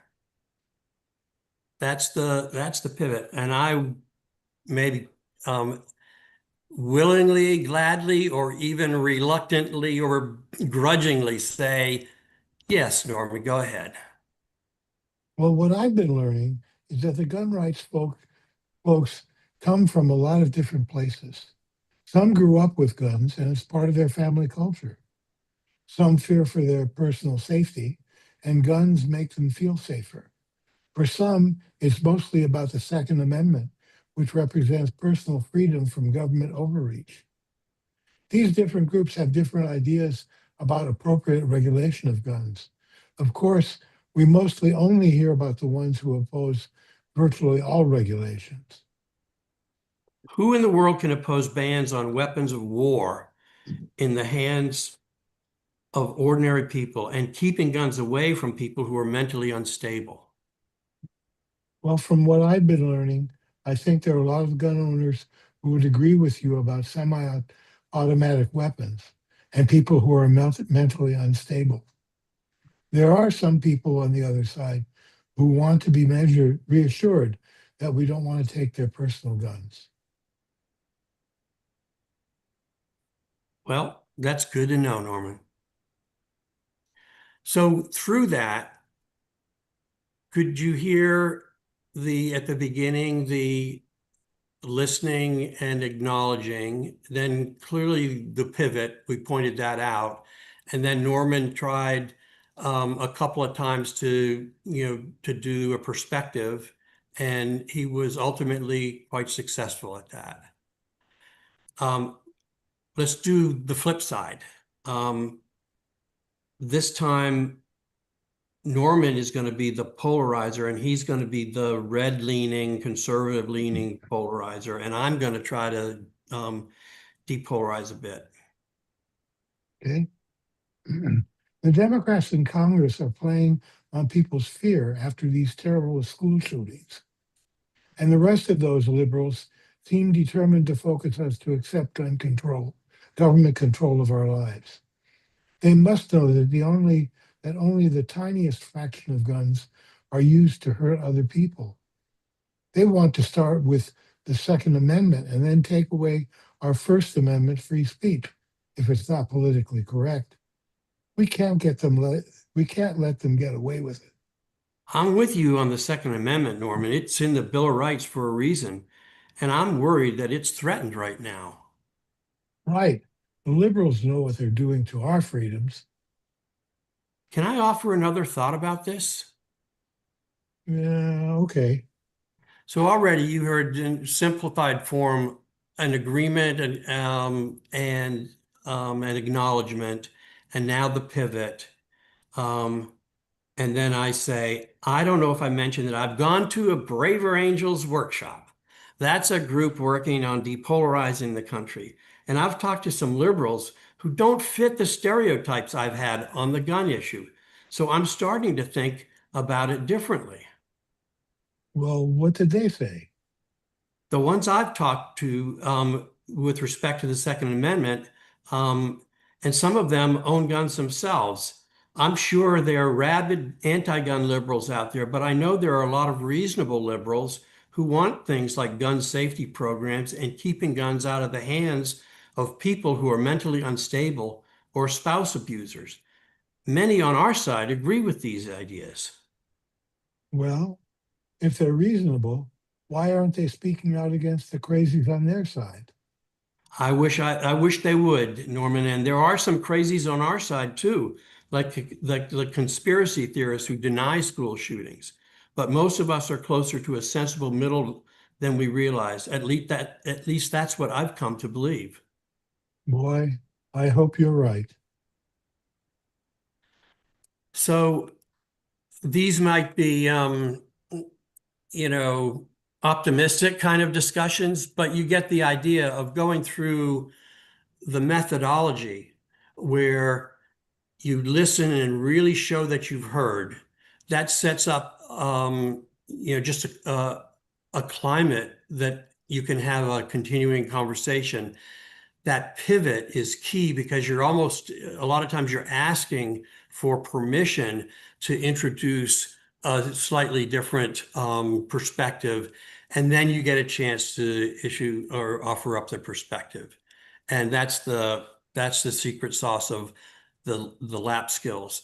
And we're going to take a break now for 5 minutes to allow you to not only stretch, but move around a little bit. And then we'll come back, and it's going to be your chance to actually, in a scenario, to practice those skills, to actually come up with acknowledgement statements, pivot statements, and perspective statements. Okay? So let's take 5, and we'll yeah, let's just try to do it in 5 minutes because we're kind of challenged on time. So we'll come back in 5 minutes.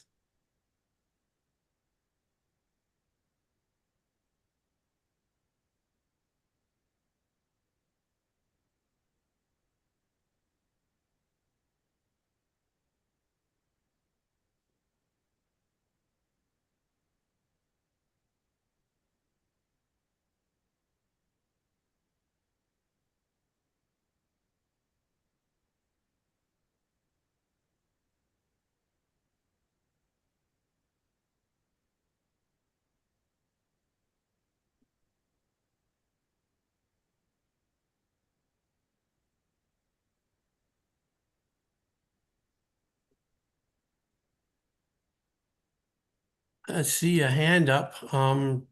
Is SG, do you have something you want to ask us?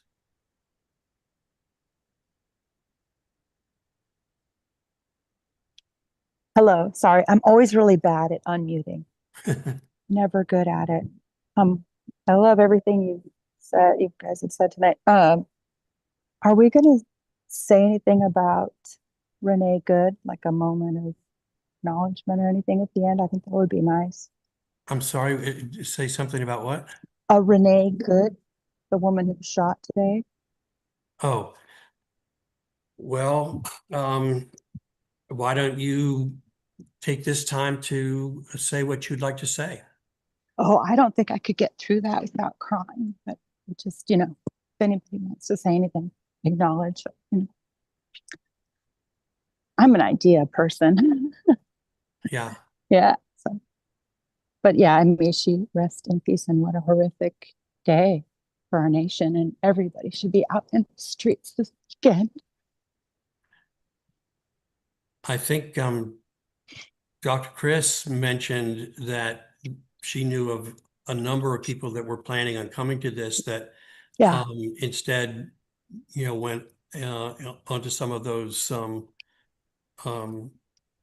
those groups to show support for her and outrage at what happened. Yeah, and I think, one thing I just wanted to chime in, you should ask AI how many times you say the word side, this side, that side, this side. And it's funny because I think most of the people, what all of it made me realize is that we actually have more in common. And people have said this tonight, we actually have more in common. It's more like an 80-20. We fixate on that 20% like it's the end of the world. But really, when it boils down to it, my group, I don't agree on all things. We're all different. We all but they said, you could put out a survey and most people will agree on the same things. They have the same, so I think finding that common ground and acknowledgement, and that's a basic relationship thing, right? Like, I'm sorry that hurt your feelings, like with a relationship. Yeah, absolutely. One of the things that we find in the other workshops that we do is just a validation of exactly what you said, that when you get I'm gonna go to extremes, but when you get reds and blues together or coming at an issue from completely different perspectives, and they actually talk to one another, you find huge amounts of common ground and agreement, on 80% of agreement. And usually where it starts is on values, on basic values are very, very similar. And then when you drill down and you look at policies that individuals have or politicians have to advance those values, that's where things go in different directions. But that gives you a common ground of we're all trying to achieve the same kind of things. Safety for families, comfortable living, where folks can support themselves. You go through the whole litany of very high level values, and there's huge amount of commonality and support for that. So there are other workshops that we have that really bring that out. This is not the one. This is giving you skills to begin to, talk with someone on your own side about challenging a little bit of their stereotypes. And then the other one that we have is, how do you talk with someone who feels differently about an issue and go through a similar use of the lap skills, but with a different emphasis, because it's someone that is 180 degrees different with respect to their viewpoint on that issue. And I should say that Excuse me, Braver Carl, Angels, where yeah. are we on the time? Where are we on the time? Yeah, we're almost ready to start back in, but the final point on Braver Angels is we are not about trying to change anybody's position on a policy or an issue. We are only about trying to change people's minds and viewpoints of how they see someone who takes a different position on an issue or in politics, and see the 80% of them that you talked about, SG, is being good, decent people where there's a whole lot of common ground. Okay, there's my editorial. Sorry. Carl, Yeah. A couple of people had raised their hands. We didn't get a chance to talk to them, but I'll be, and I'm sure Carl will be available at the end of this if people have some particular questions for us. Okay, We're ready, Norman, and we are challenged.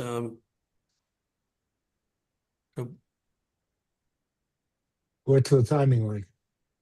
Yeah, we're about 15 minutes behind. Okay, well. Okay, now we're going to begin practicing the lap skills. Remember, they're listen, acknowledge, pivot, and perspective. So for this practice, Carl and I are going to play the roles of a polarizer, and you'll get a chance to try out the depolarizing skills. Again, remember, it's focusing on people who agree with us and depolarizing ourselves and having depolarizing conversations with like-minded people. It's not how we focus on how we talk to the other side. So the practice we'll be conducting here now is to have a depolarizing conversation, as I said, with like-minded people. When we make polarizing comments, your job will be to write down the exact words that you would listen to respond to me. Okay? So I'll play a blue polarizer, Carl will play a red polarizer, and then what we're going to ask you to do, again, write down the exact words you'd use to respond to me. Any questions? Keep your responses to a sentence or two for our purposes today. And then afterwards, we'll share the statements and how you think they accomplish what they meant to do with your partner. And if you follow along with us on page 5 of the handout that you got, you'll see kind of in the middle, there's the blue polarizer and the red polarizer statement. That's what we are each going to read to you now. And then those are the things that you would then write your acknowledgement statement about with 1 or 2 sentences. Okay. So the practice topic is the size and regulatory powers of the federal government. Okay, so the scenario is also contained in your handout, part 5. So I'm going to, starting with the blue side, I'll launch into what a polarized blue may say about reds who favor limited government. Then Carl will do the same for what a polarized red might say about blues. And you can choose one or the other to respond to. So first, we're going to start with the first two skills, listen and acknowledge. Okay, you can, as I said, you can follow these statements on page 5 of the handout. It's important that you use the actual words you'd use in a conversation. Focus on what you agree with, what you share in common with the speaker, but don't start to offer a depolarizer perspective at this point. Just acknowledge. Ready? Now, I will be a blue polarizer speaking to blues. Conservatives say they're for limited government, but what they really want is for the rich to get richer. And the best way to do that is to take from the poor and working class people. They believe in a society of winners and losers, and the winners deserve most of the pile and the losers being blamed for their own misfortune, even though the winners usually start out with lots of advantages. Reds are basically heartless about the poor and would strip away the social safety net if they could get away with it. What amazes me is how many Americans get duped by this conservative approach to government. Okay, now I'm with a group of reds. And I'm spouting off. And here I go. Those liberals, they say they want the federal government to provide opportunities for people on the margins, but they are hypocrites. They know that these welfare programs trap millions of people into dependency on the government. What that means is more votes for their party, and the government gets bigger and bigger. Blues want to create a society where everyone gets the same outcomes in life, no matter how much effort they put into their own successes. When they talk about equality, that's what they mean. Put the blues in charge and they will crush personal initiative and ruin the economy. What amazes me is how many Americans get duped by this liberal approach to government. Okay, so let's look again at the handout section on listening and acknowledgement. Having listened to what was just said by the polarizers, write down a sentence or two that acknowledges what was said by the blue polarizer or the red polarizer. Remember to write it word for word, what you would say to me. It's important that it be the actual words. As we said, focus on what you agree with, what you share in common with the speaker, but don't start to offer a depolarizer perspective at this point. Just acknowledge. Don't add your perspective. Just show that you listen and acknowledge. Any questions? Okay. When I give you the signal, we'll go into our small groups. Well, Norman, give them a little bit of time to do it, and then we'll do that. Okay, yeah. Okay. So take some time to write down your acknowledgement. I'm going to start a timer for 90 seconds on this one. Okay, okay.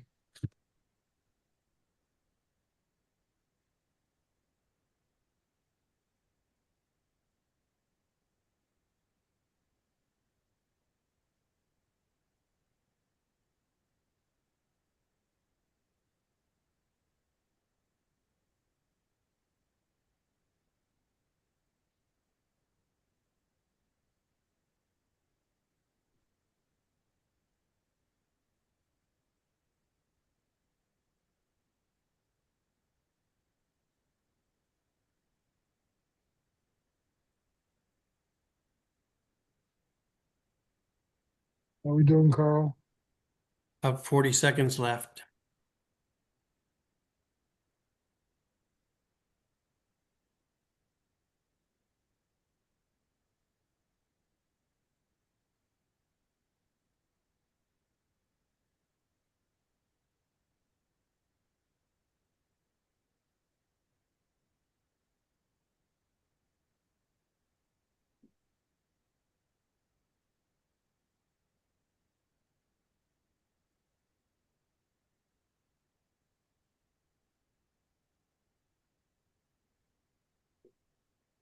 Okay.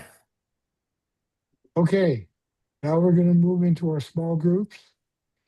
I want you each to read your statement out loud to one another and briefly discuss why you think it shows you've listened and acknowledged my statement. Remember what we're working on here, depolarizing ourselves and depolarizing conversations with our friends. If anyone veers off into talk about the other side, please gently remind them of what we're doing to get them back on track. Okay, ready? Abe, can you put them in their rooms?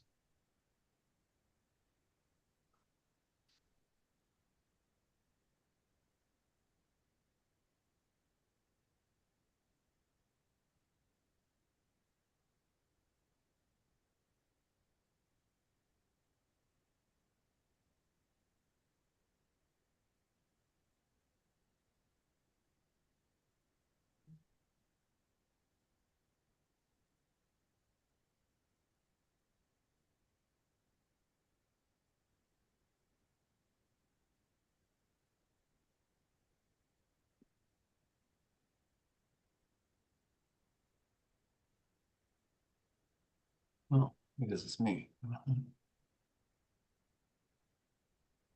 So this is the last breakout room? Yeah. Yeah. The other ones we're going to do is just have them write it down and share it with the whole group.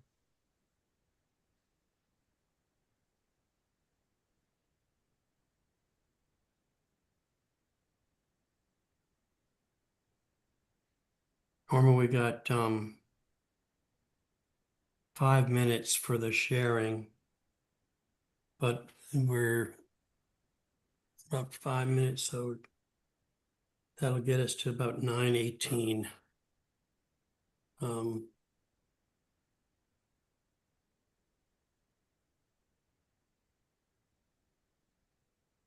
I don't know whether we should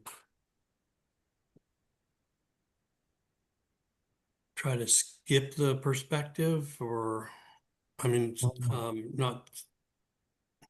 I've never understood the purpose of the perspective in this workshop because it's not really a skill to say what you actually think.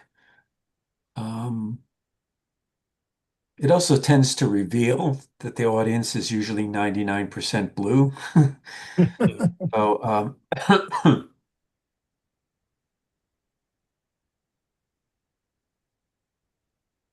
Why don't we, I think we're going to also have to skip that further demo. What, on the pivot? No, the demo that we, Oh, yeah, if we do, yeah. I think we can share that. So we could share that send it to Chris and Bill, Yeah. and they could send it out as an example of that. And then we can, so if we do pivot here, and then is there something you can introduce? Oh gosh, I always do this. Is there something you can talk about on the perspective that just reinforces what they would do? This is after the pivot, and then this is now what you would do. You'd have your chance to offer your perspective. Yeah, they're the first two paragraphs on slide 56. Okay.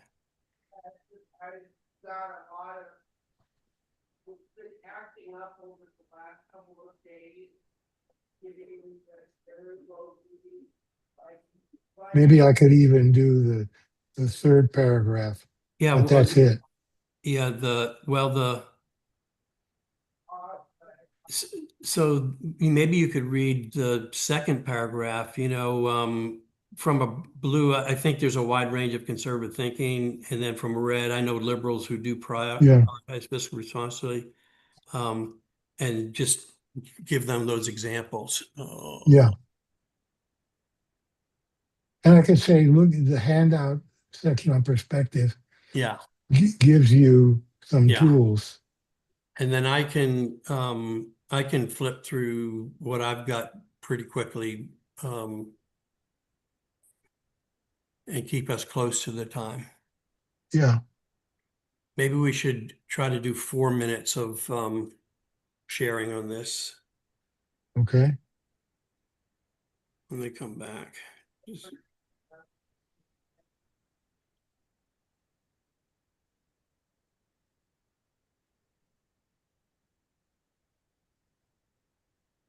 Okay. Well, the Gene Klein is persistent, huh? Was that? What are you seeing? Someone in the waiting room? Mm-hmm. They may have come in late. Yeah, I've been putting I've been kind of reiterating where they can go onto the live stream if they want. I've So been Carl, talking. 61, we're still doing that demo, right? No, we're gonna skip the demo. On slide 61. Yeah, let me pull. That takes too long. I'll just quickly cover we kind of did that earlier, so it's kind of a repeat of that. So I can quickly do that and do the exit like I mentioned before, and then we'll skip the demo. I'll do some final thoughts and we'll quickly wrap up.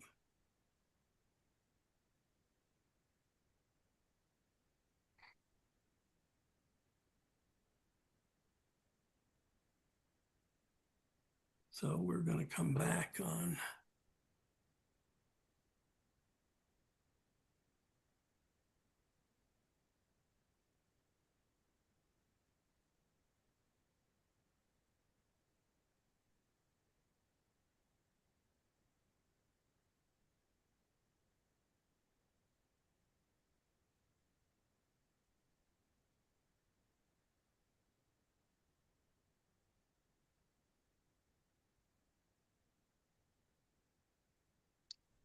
Coming back in about 30 seconds.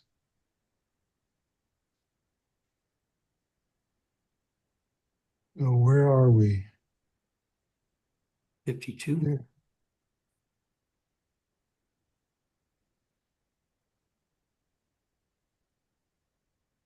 Okay, listen and acknowledgement statement. We got 5 minutes. Okay. Yeah, I'm going to do 3.5, and I'll do it like 4, but I'll give you a warning of we can get time for one more. And I'll have this when they come back, Norman, and then I'll take it down.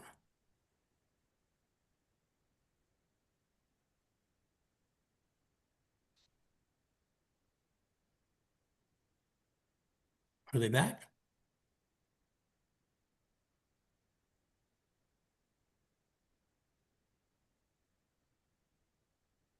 Looks like some are back, right? Doesn't it? Oh, yeah. Yeah. I think back. Yeah. We've had a big drop. Well, Okay, I think we're. okay. Yep, go ahead.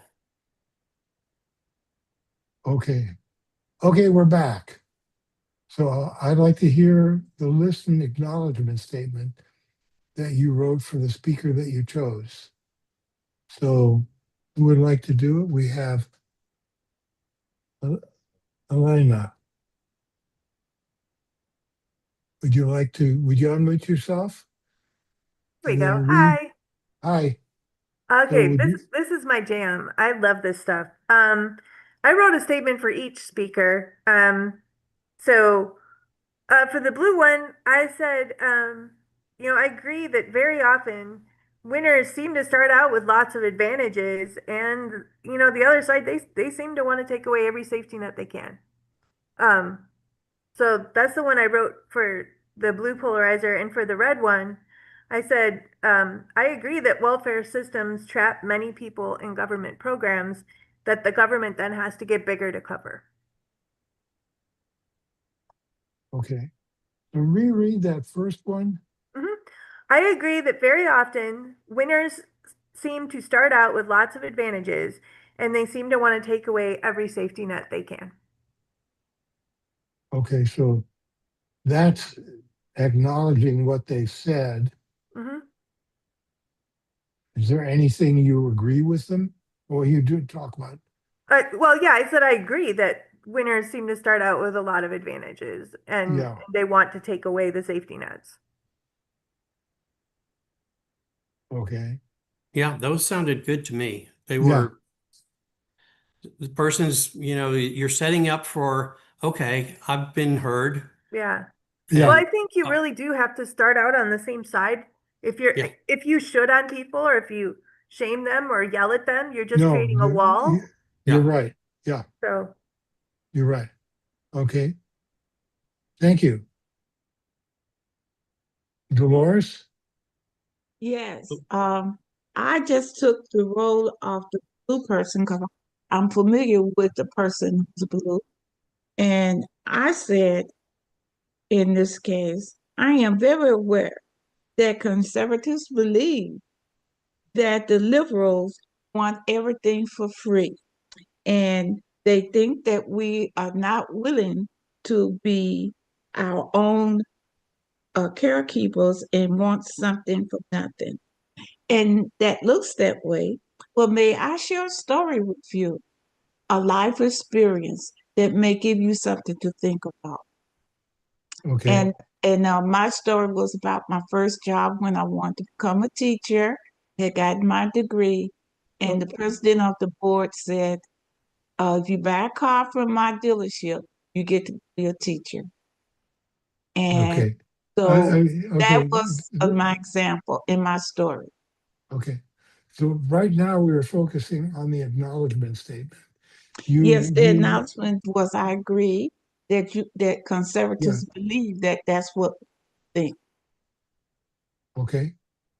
The others was you added the pivot and then your perspective, and we're not That was in focusing. a story. Instead of just being factual, I put my pivot in the form of a story. I understand that. Okay, fine. Thank you. Lou? Yeah, so for the blue, I hear your frustration with conservatives' interest in money and their opposition to, continuing assistance. I hear that. Okay. And for the conservatives, or rather for the red, I hear your concern about discouraging work and in cases that trapping people in dependence. Okay. So you're acknowledging points that they made. Exactly. And points that, I mean, it's not just sucking up to them, but it's like, No. yeah, there's something there. Yeah. No.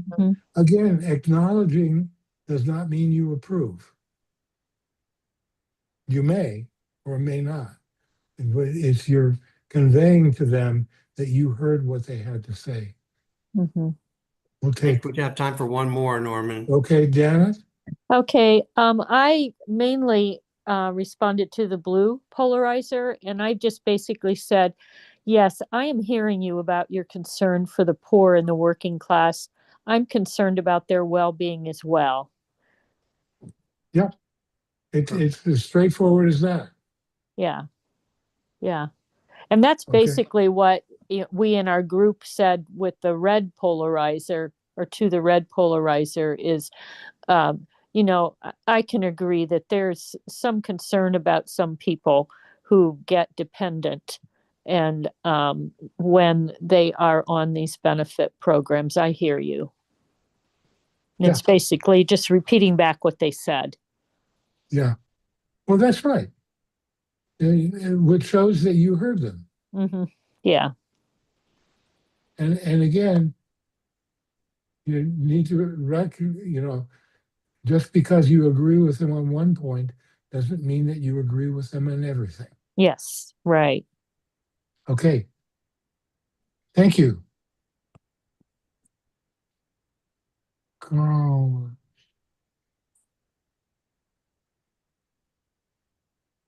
okay.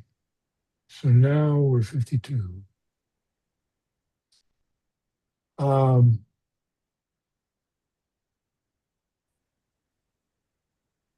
now we're going to practice the pivot. Okay, again, I'd like you to, we're going to move on to the pivot skill.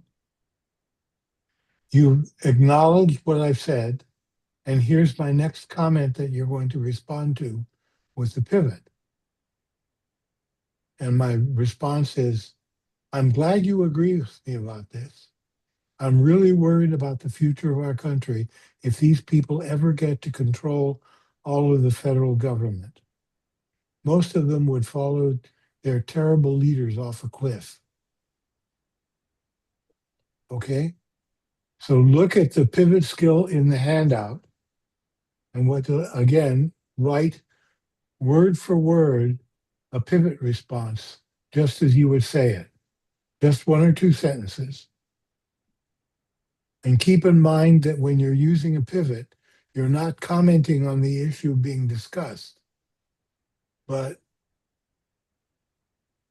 you're commenting on yourself as someone who's trying to discuss these matters in a different way. And You just to can simplify this, you can write your pivot not so much on that statement that was on the slide, but what your acknowledgement was already that you've already written. So Right. just go with what you've written and now write your pivot. And we heard a great one from Dolores. Her pivot was, I've had an experience. Can I tell you about it? Right there. That was a short, sweet, wonderful pivot. So try one for yourselves. Okay. Mr. Timer. Yep. A minute to write it, and then we'll take a couple. Just remember pivoting acts like a turn signal that tells the other person you want to change, you want to have a say too.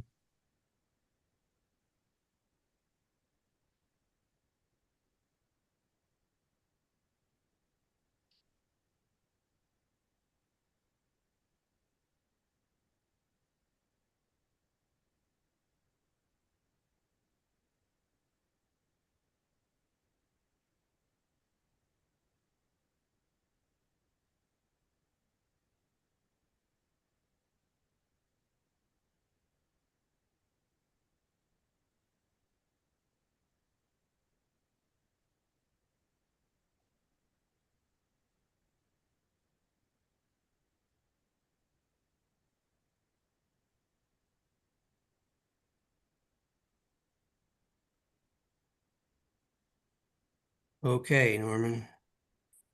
Okay. Instead of going into groups, we're going to do this as a whole group.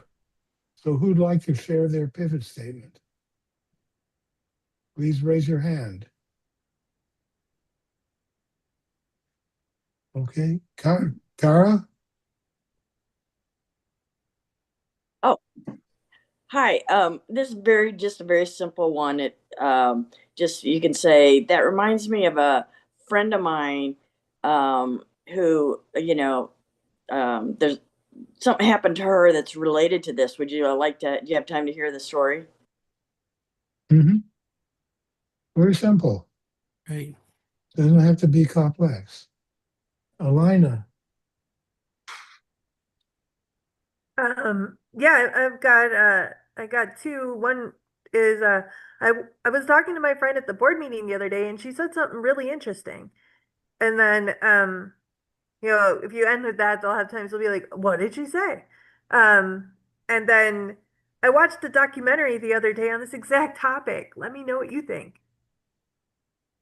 Okay. Because it invites them to a discussion. Right. Okay. Martha, then Kim. Mine was pretty similar. I was talking to my really dear friend Diana the other day, and she has a different opinion about politics than I do. But she said something interesting. Can I tell you what she said? Fine. Again, very simple. One more, Kim? Norman. This is something that these folks have gotten. Beautiful. Yeah. One more. Kim, Can I share with you my thoughts? very simple. Yep. Yep. Very good. Okay. Carl?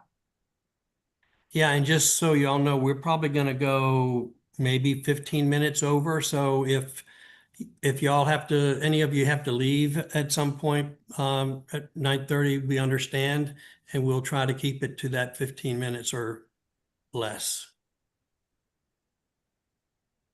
So the next section has to do with offering, the next skill is offering a new perspective. And given our time constraints, I'd just like to give you some background on it. And this is something we can pick up. We can do some additional workshops with you where we can get into this in more detail. But the perspective skill is, remember, you've acknowledged what I've said here, and you've alerted me with the pivot, okay? Now you're going to add a perspective statement. One thing to keep in mind, make sure you offer a perspective on the stereotyping and disdain of all those people who support the other side, not just on the topic of the size of government. The most harmful polarizing is attacking the morality and motives of those people. You know, an alternative statement to stereotyping and disdaining might be, from a blue, I think there is a wide range of conservative thinking about the role of government, and some of them do support a safety net. Or from a red, I know liberals who do prioritize fiscal responsibility.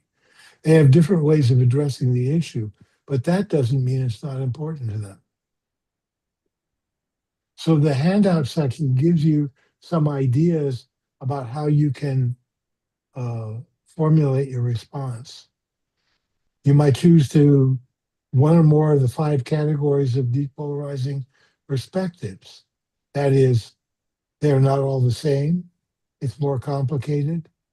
They have different life experiences. Our side is not perfect either, or it's not useful to discuss them.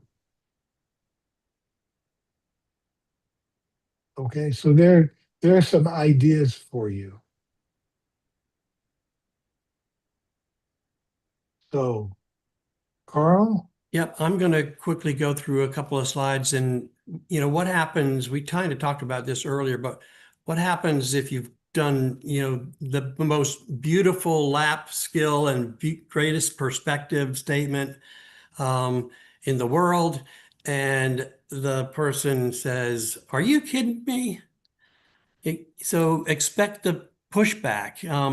And so when you get it, go ahead and try to go through at least the acknowledgement. I hear that this is, important to you, or I hear that part of your concern. Let me try, can I offer another perspective? And then just go ahead into it. So what you're doing there is you're trying to connect, and you're trying to share a new perspective, slightly different. And then the final skill here is a reassurance that you're still a part of the same group, and you generally are aligned. And so the reassurance is to do just that. Hey, I want you to know that I'm largely, view these issues from a progressive perspective. And I just wanted to, offer up some viewpoints that others may have on the other side. But don't get me wrong, we're on the same side of this issue. And then if it's not going, Well, and it doesn't soften the person to be open to, okay, I hear you now, but and now I'm willing to try to hear you out on what you read or whatever that's different. Then you just have to exit. And that's fine. You're just not going to, it's not worth continuing at that point. These are tough issues. Maybe we're going to take a break and come back to it, or I'm just giving you a sense. I'm trying to give you a sense of where I'm coming from when I think about this and think about it from people I know on the other side. We don't have to agree. Maybe we should just move on. That's an exit. We're going to not do the demo, and I do want to just get into these final thoughts. So trying to be a depolarizer is really trying to be pragmatic, and it comes back to what I mentioned earlier. One of the people who came to a Braver Angels workshop, kind of offered up, said, they're not going away. We're going to have to try to figure a way to work together. So it's just being pragmatic about the future. How do you create an environment in which, that may be more possible? As you go through these, it's going to take time. It's not going to happen overnight. So you're going to practice these things. I practice with my family because I'm on when we're talking across the aisle, and it's a lot of times it's almost harder to talk within your own group because you kind of feel like you're being a traitor to them. But this is where I come back to that comment that we all know people on the other side of the spectrum or in that other group. And we know people in that group that we respect and that they come to their viewpoints in good faith. And they are probably not the extremists, right? But they're in that very, very large middle group. And so how are you loyal to them when they're not there? So that's kind of this is something that you work with over time. And that really is that is more the eavesdropper experiment that Norman mentioned earlier.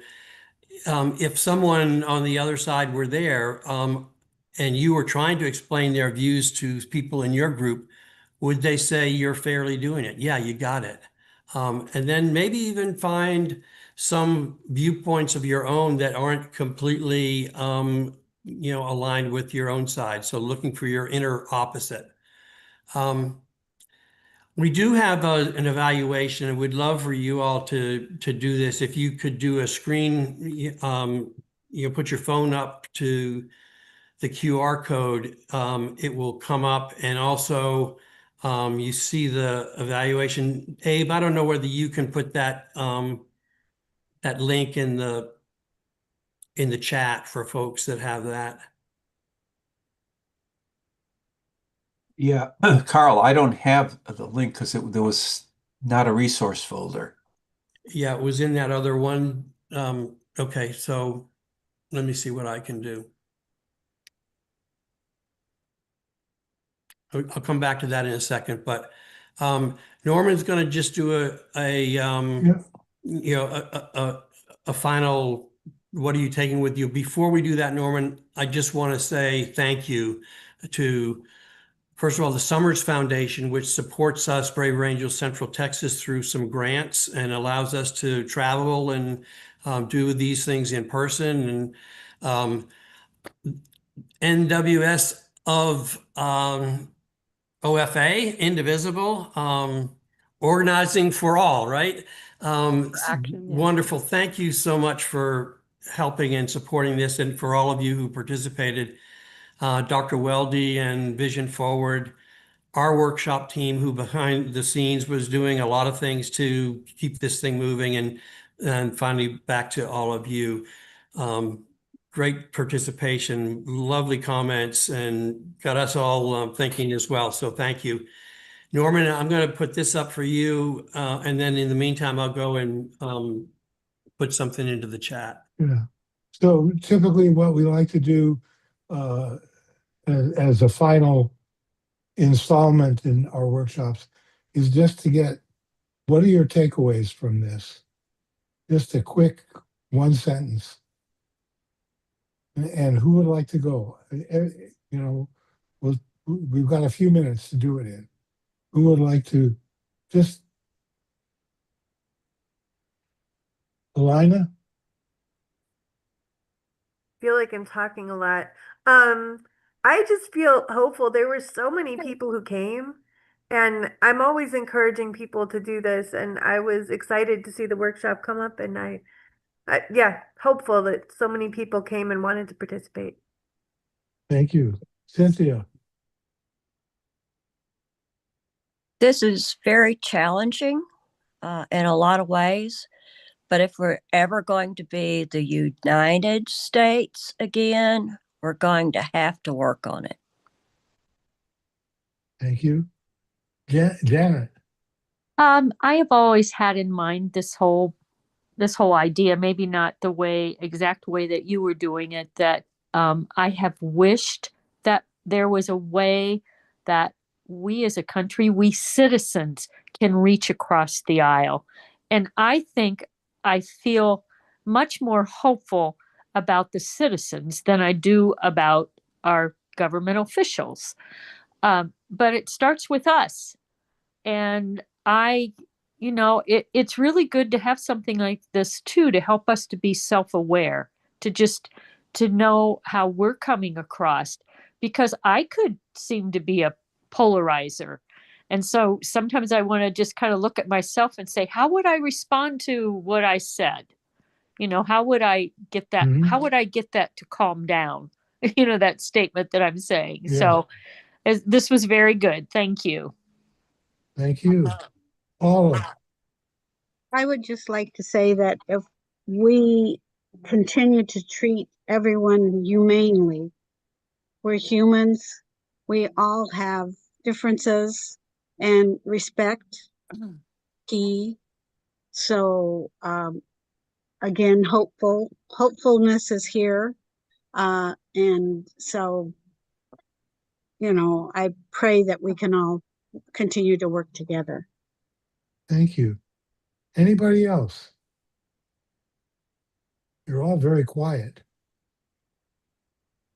Dolores?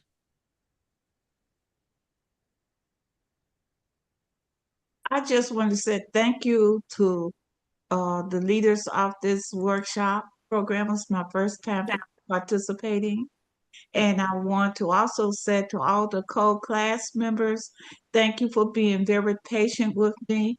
I come up with the hard topics related to equality, and it's not always easy for everybody to listen to. And you've been excellent. I wish I could take all of you with me. Thank you. Thank you. Anybody else?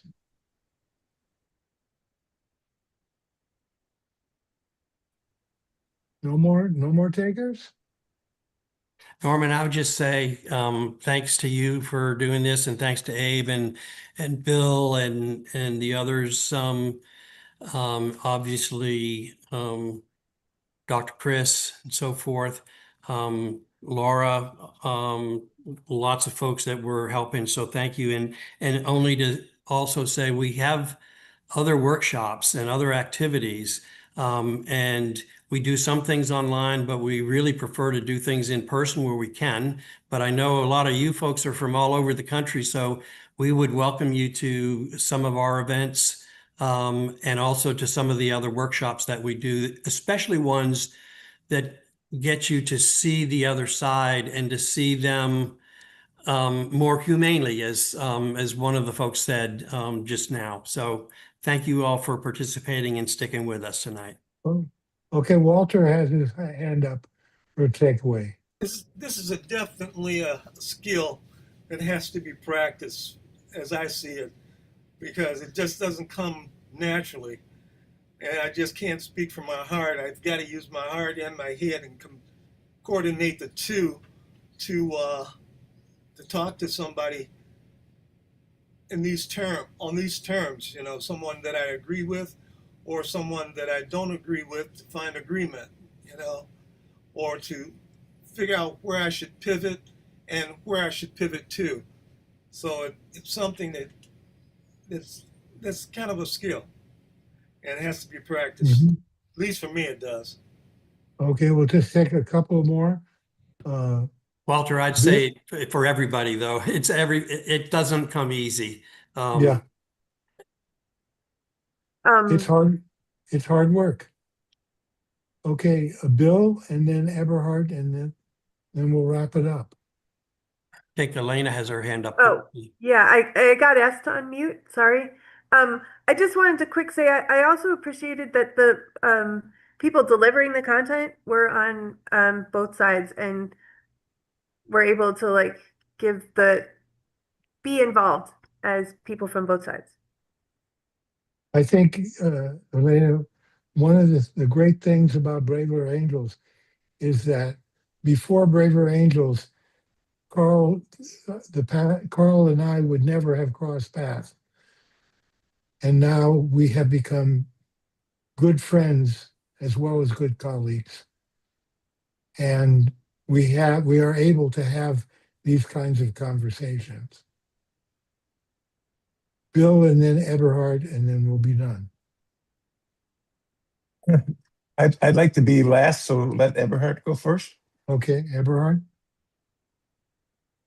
I think it was very useful, and it's very good on a personal level. And the challenge that I do see, I can deal with people on a personal level, but when our leaders are the polarizers, then they lead a lot of people in their emotions in the wrong way. And you should have this class in Washington with our so-called leaders.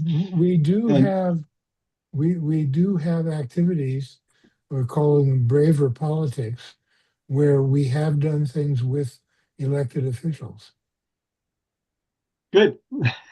So there's a recognition, but it's a tough road. Bill, the last word?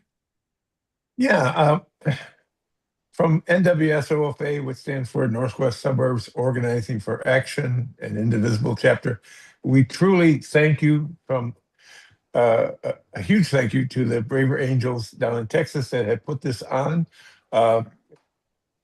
Carl, Norman, Abe, really appreciate what you guys have done. And to Dr. Chris, who runs our Vision Forward, I was a little bit skeptical when she first suggested it, but I really think it was wonderful. I wasn't able to pivot. I think in basketball, I would be called for traveling.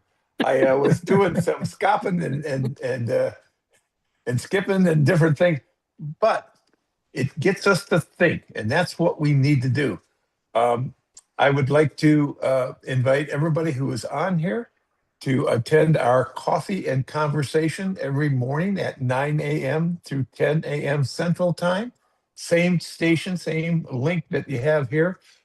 Usually 70 to 110 people will jump on, and I'm going to bet, I'm going to guarantee that this is going to be the subject of tomorrow morning, because Dr. Chris has made it a really important thing to be talking about. We had, I believe, at a high point, 144 people that joined on, but we had people drop in and drop off, particularly in the beginning. So we had about 160 people that actually signed on. That is an amazing number.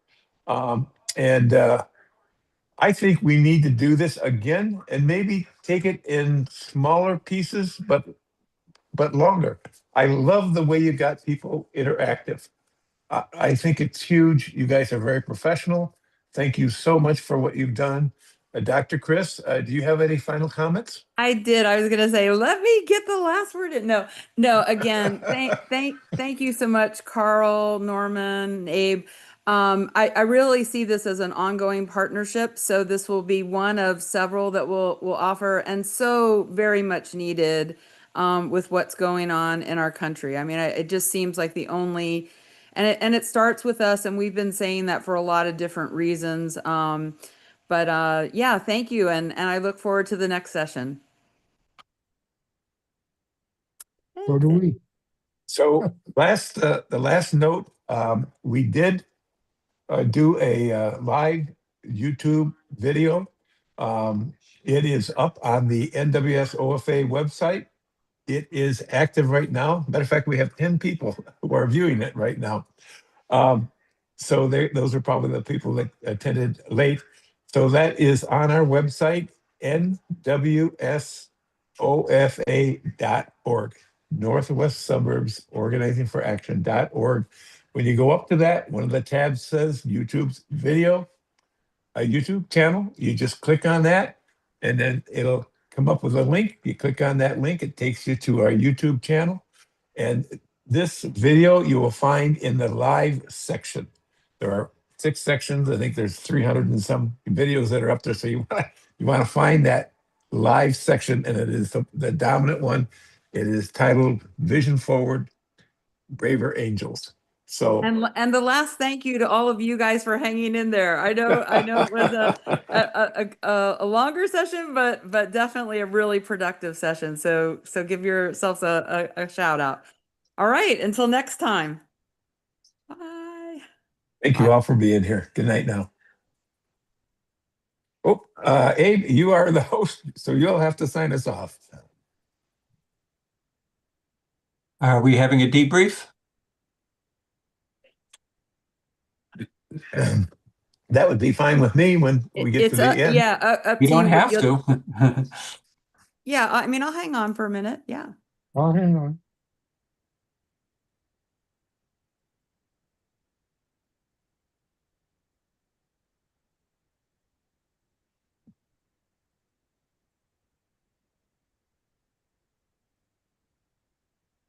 Are we putting people in the waiting room? I see the waiting room is. Yeah, I'm putting people back in the waiting room if they don't Great. sign off. Yep. Yeah, Great, and thank I you. was gonna tell you guys that some of the folks are from the East Coast too, so so it's even an hour later for them. So they're working on 11 o'clock at night. So yeah, Yeah, I but no, think it is. But I- I'm really glad that we have the live stream, and the thing is, the lap model that you guys introduced at the end, we'll have that again for when we do the next session, meaning where you go into it. So we're good, but thank you. And golly, all the technical stuff, and it went off masterfully. Nobody would have known. I mean, it all came together. We amaze ourselves sometimes at how that happens, but like literally my email was locked up. I have a brand new printer. It's not printing. I'm just like, what else could go wrong? But and thank you, Carl, for you guys kind of pivoting, and Abe and picking up the piece that Stephanie was gonna do. So yeah, you just don't ever know when. Feel sorry for happens, right? Stephanie, man. She's such a gem from terms of what she was able to be able to do, right? And then to not be able to do it. I know she felt horrible, but she felt really horrible. So, yeah. And So- Abe, it would have been so nice for you to meet her. She's great. And Laura, thanks for chipping in on what you did. I wish I could have done more. Yeah, well, being there I haven't and doing learned what it you yet. did is really appreciated. So thanks. Thank you. So We Carl, did- I see we actually, so has Austin started to use the national ERF, because I see there is a Braver Angels ID with a resource folder and everything. Yeah. Yep. We did for this. We did. Yeah, Yeah. I didn't know, or I would have would have looked. But Yeah, I should have sent you the whole folder. I just sent you things sort of piecemeal. And well, actually, all I needed was the BA ID number, and from there I can find everything. I just didn't know we had one. all right. Well, next time we'll know. I'll know and get it to you. So I think one thing that did not work today and I'm not sure why, because we've done it recently for some of our candidate forms, but the moving questions to the chat, evidently when we changed the chat to where they could only send a chat to the host, I was getting messages from people that said, it says I cannot use the chat. So I don't know if you got any messages through there. I did not see any. Actually, we didn't. Yeah, we didn't get questions there. So maybe Is it because something we has changed. disabled all the chats and like, would you have to enable one of them? Well, it was set, I saw it was set to hosts and co-hosts, so they should have Oh, been able to chat to us, but not to each other. So when Stephanie gets back or feels better, we'll bring that up to her. She did a beautiful job today at the 2:00 technology session, and you know, just I sent her some notes as how well we were doing, but she didn't respond. I'm afraid she might have had to go to the hospital. I don't know. Oh, God. But Well, yeah. let us know what you find out about No, I'm Stephanie. sorry, I came in late. They think it's yeah, so she got really sick and they think it might be something to do with her pancreas. Yeah. Oh, Yeah. So ouch. yeah, she is a star. She's from Oklahoma, not too far from you guys, and just jumps in on these. But as Chris said, you wouldn't know that we had any problem. To the world, it was smooth. I did notice a few drop-offs that we have noticed in the past. I think Abe, you mentioned that as soon as you said to people the magic word breakout room, we lost that. Not a lot of people, maybe 10 or 15. But then when we hit that 1 hour mark, we lost another 10 or 15. Then when we hit the 90-minute mark, I noticed it was like almost at that moment we would lose 10 or 15. And then pretty soon we were down to 100. And I think we finished with about 50. But we've noticed that at NWSOFA when we do our fiscal, which traditionally will get about 160 people on. And it goes on for 2.5 hours and it drops at 1 hour. It drops at 90 minutes because people just have a lot to go on. Dr. Chris, we did get a late competitor, Indivisible National, had a special Zoom. I Oh, you saw. did? Okay, on Argentina? No, it's not Ecuador. Anyway, the country that we took over. Venezuela. Venezuela. Thank you. Yes, we've probably already renamed them, so I There remember were the name. actually three things. There was a healthcare one that was happening plus this, but then we also had the people going down to the protest. Right. Like Rebecca was actually live streaming, like she was sending us pictures while she was down there. Yeah, and I know that my San Antonio group too. So yeah. So we had 326 people who RSVP'd for this at the end. We had, as I said earlier, we had 160 that actually tuned in with a high water mark of 143 or so. So just about 50%. And that's what we usually lose between those that had great expectations to join and those that actually joined. So I think that's, Carl, you can correct me if I'm wrong, but that's about what the kind of fall off that we have at Braver Angels. Yeah. So great. So Chris, I know you've got the calendar. Take a look at where we can put segments of this or a repeat or the next step. Yeah, I will. So Carl, I'll be in touch, but we have another session scheduled for the first Wednesday of February. So if that's a free spot for you, that would be a good time to do the skills for disagreeing, which I'm thinking that was the second, is a logical second, but if there's a different one that maybe I don't even know about, you can let me know. Is that the February 4th? It might be. You have something else going on that day? Yeah, we have our noise versus news. Oh, yeah. Yeah, because there's going to be I love interest it. in this group with that as well, because Yeah. that's your whole AI, misinformation, all that stuff. And we have folks really interested in that, actually. So we can, I was hoping to plug that, and actually we can still plug that. I have flexibility in that.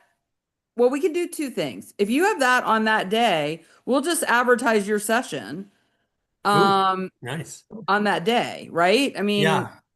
yeah, because Actually, no, that's good. And the only thing that would be different from what are you actually doing on that one? I know the well, we're last one I went having, to was AI. yeah, this one, news aggregators, and we have a special guest to come and talk about the different aggregators and how to get balance and Like things like bias that. in the media. Yeah, Yeah. that I mean that could fit in. And I have some flexibility in that I lead another group called Sharing Our Stories. So I have the 2 Wednesdays reserved, Okay. the first 2, so I can flip-flop things too. So Yeah. also could still and I still might do that. So look at your calendar for even the second Wednesday. So we'll Okay. see. We'll see. Yeah. Okay. Yeah, and I think if we were to do this again, I think it'd be better to do it in like an hour and a half. And so either break it into 2 groups or, take an hour and a half version of this where you don't get all the things that we did, but you get enough in a I think, yeah, more probably concise. that's, yeah. Then we wouldn't hopefully get, what's the normal drop off over a 2.5 hour Yeah. type of event. Yeah. You know So what somebody should do for the demos? You get a couple of actors, have some fun with it, tape the demos, and then what you can do as they go through their demo, you can put a subheading, acknowledge, pivot. So you don't have to stop and say, see what I just did? It's displayed on the video as they're doing the demo. Braver Angels National should put that together for the alliances. Yeah. So Well, and you said this session is normally even a 3-hour run, and you were trying to compress it from that, right? Yeah. Yeah. So, Yeah. Yeah. So, yeah. yeah. So But the next step we have here at NWSOFA is we will tomorrow, let's see, tomorrow's Thursday, tomorrow or Friday, we will send out to everybody that RSVP, that's the entire 326, we will send them out a copy of the video and a copy of the AI summary after we review that. So just to kind of get people involved, and we'll also put it up on our Substack so that people can get a sense of what went on. And I took a series of screenshots that showed the activity within the group. And I think you changed a little bit when you started just that. You introduced something and you asked people just to comment. And I think that really worked out well. It would take 30 seconds and then one person would bravely raise their hand, and next thing it'd be like 10 people with their hands up. I yeah. think that really worked, at least for this group. Yeah. We never really had a problem with enough people wanting to fill whatever time we had for the feedback. Yeah. So that's We had to nice. work. We had to work a little hard on their takeaways, but Yeah. But I thought the takeaways. Usually, to me, the takeaways are the revelation, and I was very impressed with some of the takeaways. Yeah. I So like the one where she said, I could be a polarizer. When that one came out, I thought, okay, if no one else got anything from this, that is enough. No, that was a good one. Yeah. Yeah. So Chris, you probably noticed, and Laura, you probably noticed that the people that were commenting, about 50% of them, about half, are regular coffee and conversation attendees. And I think tomorrow, Dr. Chris, if you're going to be on, I think we should probably spend 7 to 10 minutes just kind of talking about what happened and then getting some people feedback as we start that. And if any of you three from Braver Angels would like to join, it's the same Zoom link at 9 a.m. And Dr. Chris could introduce you. And we can't spend a lot of time because we only got 60 minutes, but we certainly can keep this conversation going.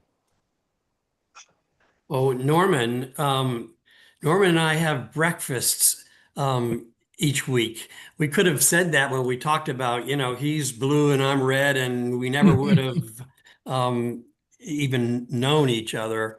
But if we we could do our breakfast after that, if you can do that, Norman. Sure. We'll try to come on at 9 o'clock. And if something comes up, we'll let you know that we couldn't do it.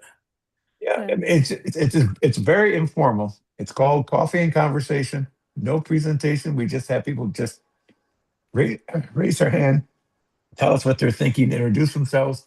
And for tomorrow, because of the I think the importance of this program, we could devote a 10-minute segment to this. Dr. Chris, I'll let you handle that. Yeah. We could do it live from the Austin Diner. You could actually, that would be really make a point. And it's funny because Bill's in a group that he goes to that is a current issues group that they sometimes call their MAGA group because it's disproportionately red and it's in a diner actually. I've been to it 3 times now. So Interesting. yeah. Yeah, I think I do want to explore to see if there is a Chicago. I'm sure there's a Chicago's chapter, and to see Braver Angels, yeah. And to see if we could have them come in and kind of lead this group, because the current moderator, who I've become friends with now, interesting enough, as you guys said, it's all about getting to know people, relationships, but he is struggling to try to figure out how to increase communication and take the temperature down because we have flashpoints that we hit. And I've witnessed some of those. They were kind of scary. Yeah. And he is well, and the things we talked about today are the things that created those flashpoints. That early slide that said, here's what the Republicans think of Democrats, and then here's what Democrats think of Republicans. That is spot on. Those are flashpoints. I would call those our flashpoints. And he is trying hard to do it, but he finds that it's hard to control the emotion. And once the conversation goes into emotions, it's tough to bring it back. God. So if you're ever up in the Chicagoland area on the 2nd Tuesday and the 4th Tuesday, we'll invite you to Richard Walker's to have an interesting conversation. Yeah, and we'll send you information. I'm trying to get it now of Chicago or what's up there. So yeah, well, interesting enough, we have a local paper here called the Daily Herald, and they're across all the Illinois communities. They have a reporter that has become interested in this conversation at this current events, but he wants to come in and he wants to lead a 1-hour or 2-hour conversation to get people's opinions. So it's kind of like a combination of things that are going on. Unfortunately, the group absolutely turned that down. I guess they didn't need any fake news. Yeah, that's probably. I don't know, and I think rather than us suggest it, I think I should have went to the moderator, who has been leading the group, and had him suggest it. I think it would have passed with flying colors. All right, folks. Well, I'll send you this, Bill. There's a called Chicagoland Braver Angels Oh, Alliance. And excellent. Excellent. So, okay. Dr. Chris, get some sleep. You were texting me at 4:16 I know in it the was morning. crazy. And Carl, thank you for catching that typo because that would have been a disaster if you hadn't caught it. That I had said that we were going to shut the room down at 6:20 when the session started at 7. It's like, and I'm like, why am I on email at 3 o'clock in the morning? So I've done that so many times myself, so it was I'm totally identified. yeah. All right, Okay, well, gentlemen. guys, yeah, it's been a long day, and but thank you. It was great, and I really do look forward to us working together, continuing to work together. So, okay, Right. let's call it a night. Thanks. Thanks. Bye, Bye. Abe. Thanks again. Abe, turn us off. Oh yeah, Abe. Turn us off. Okay, over You and know what? out. I didn't turn off the video, or you didn't turn off the video, so and I couldn't. So I'm gonna have to go in Oh and dear, so all of this debrief was on YouTube also? Yeah, he's gonna have to edit it. Yeah. yeah. Yeah. I hate editing, but I will. I'll do it tonight before I go to sleep because I know people are already tuning in But on hey, this Bill, thing. did you hear him say though that you can actually turn you can pause the live stream? That would be a good thing for us to know if that will work. Because we would need to, we could use that a lot of times, even Yeah, with other groups. I sent a message to Christine, who is our tech video person on YouTube, and I haven't heard back from her. But yeah, that would be great to be able to do. I just don't. I've been looking around and I don't see how to do it during the recording, but it makes sense that you should be able to do that. The other thing is I want to figure out how to put that big clock that you had into your slides. That was super cool. Which thing? It's just a YouTube, you can find those timers on YouTube and you just put the link to the YouTube in the slide. That is super cool. Thank you. And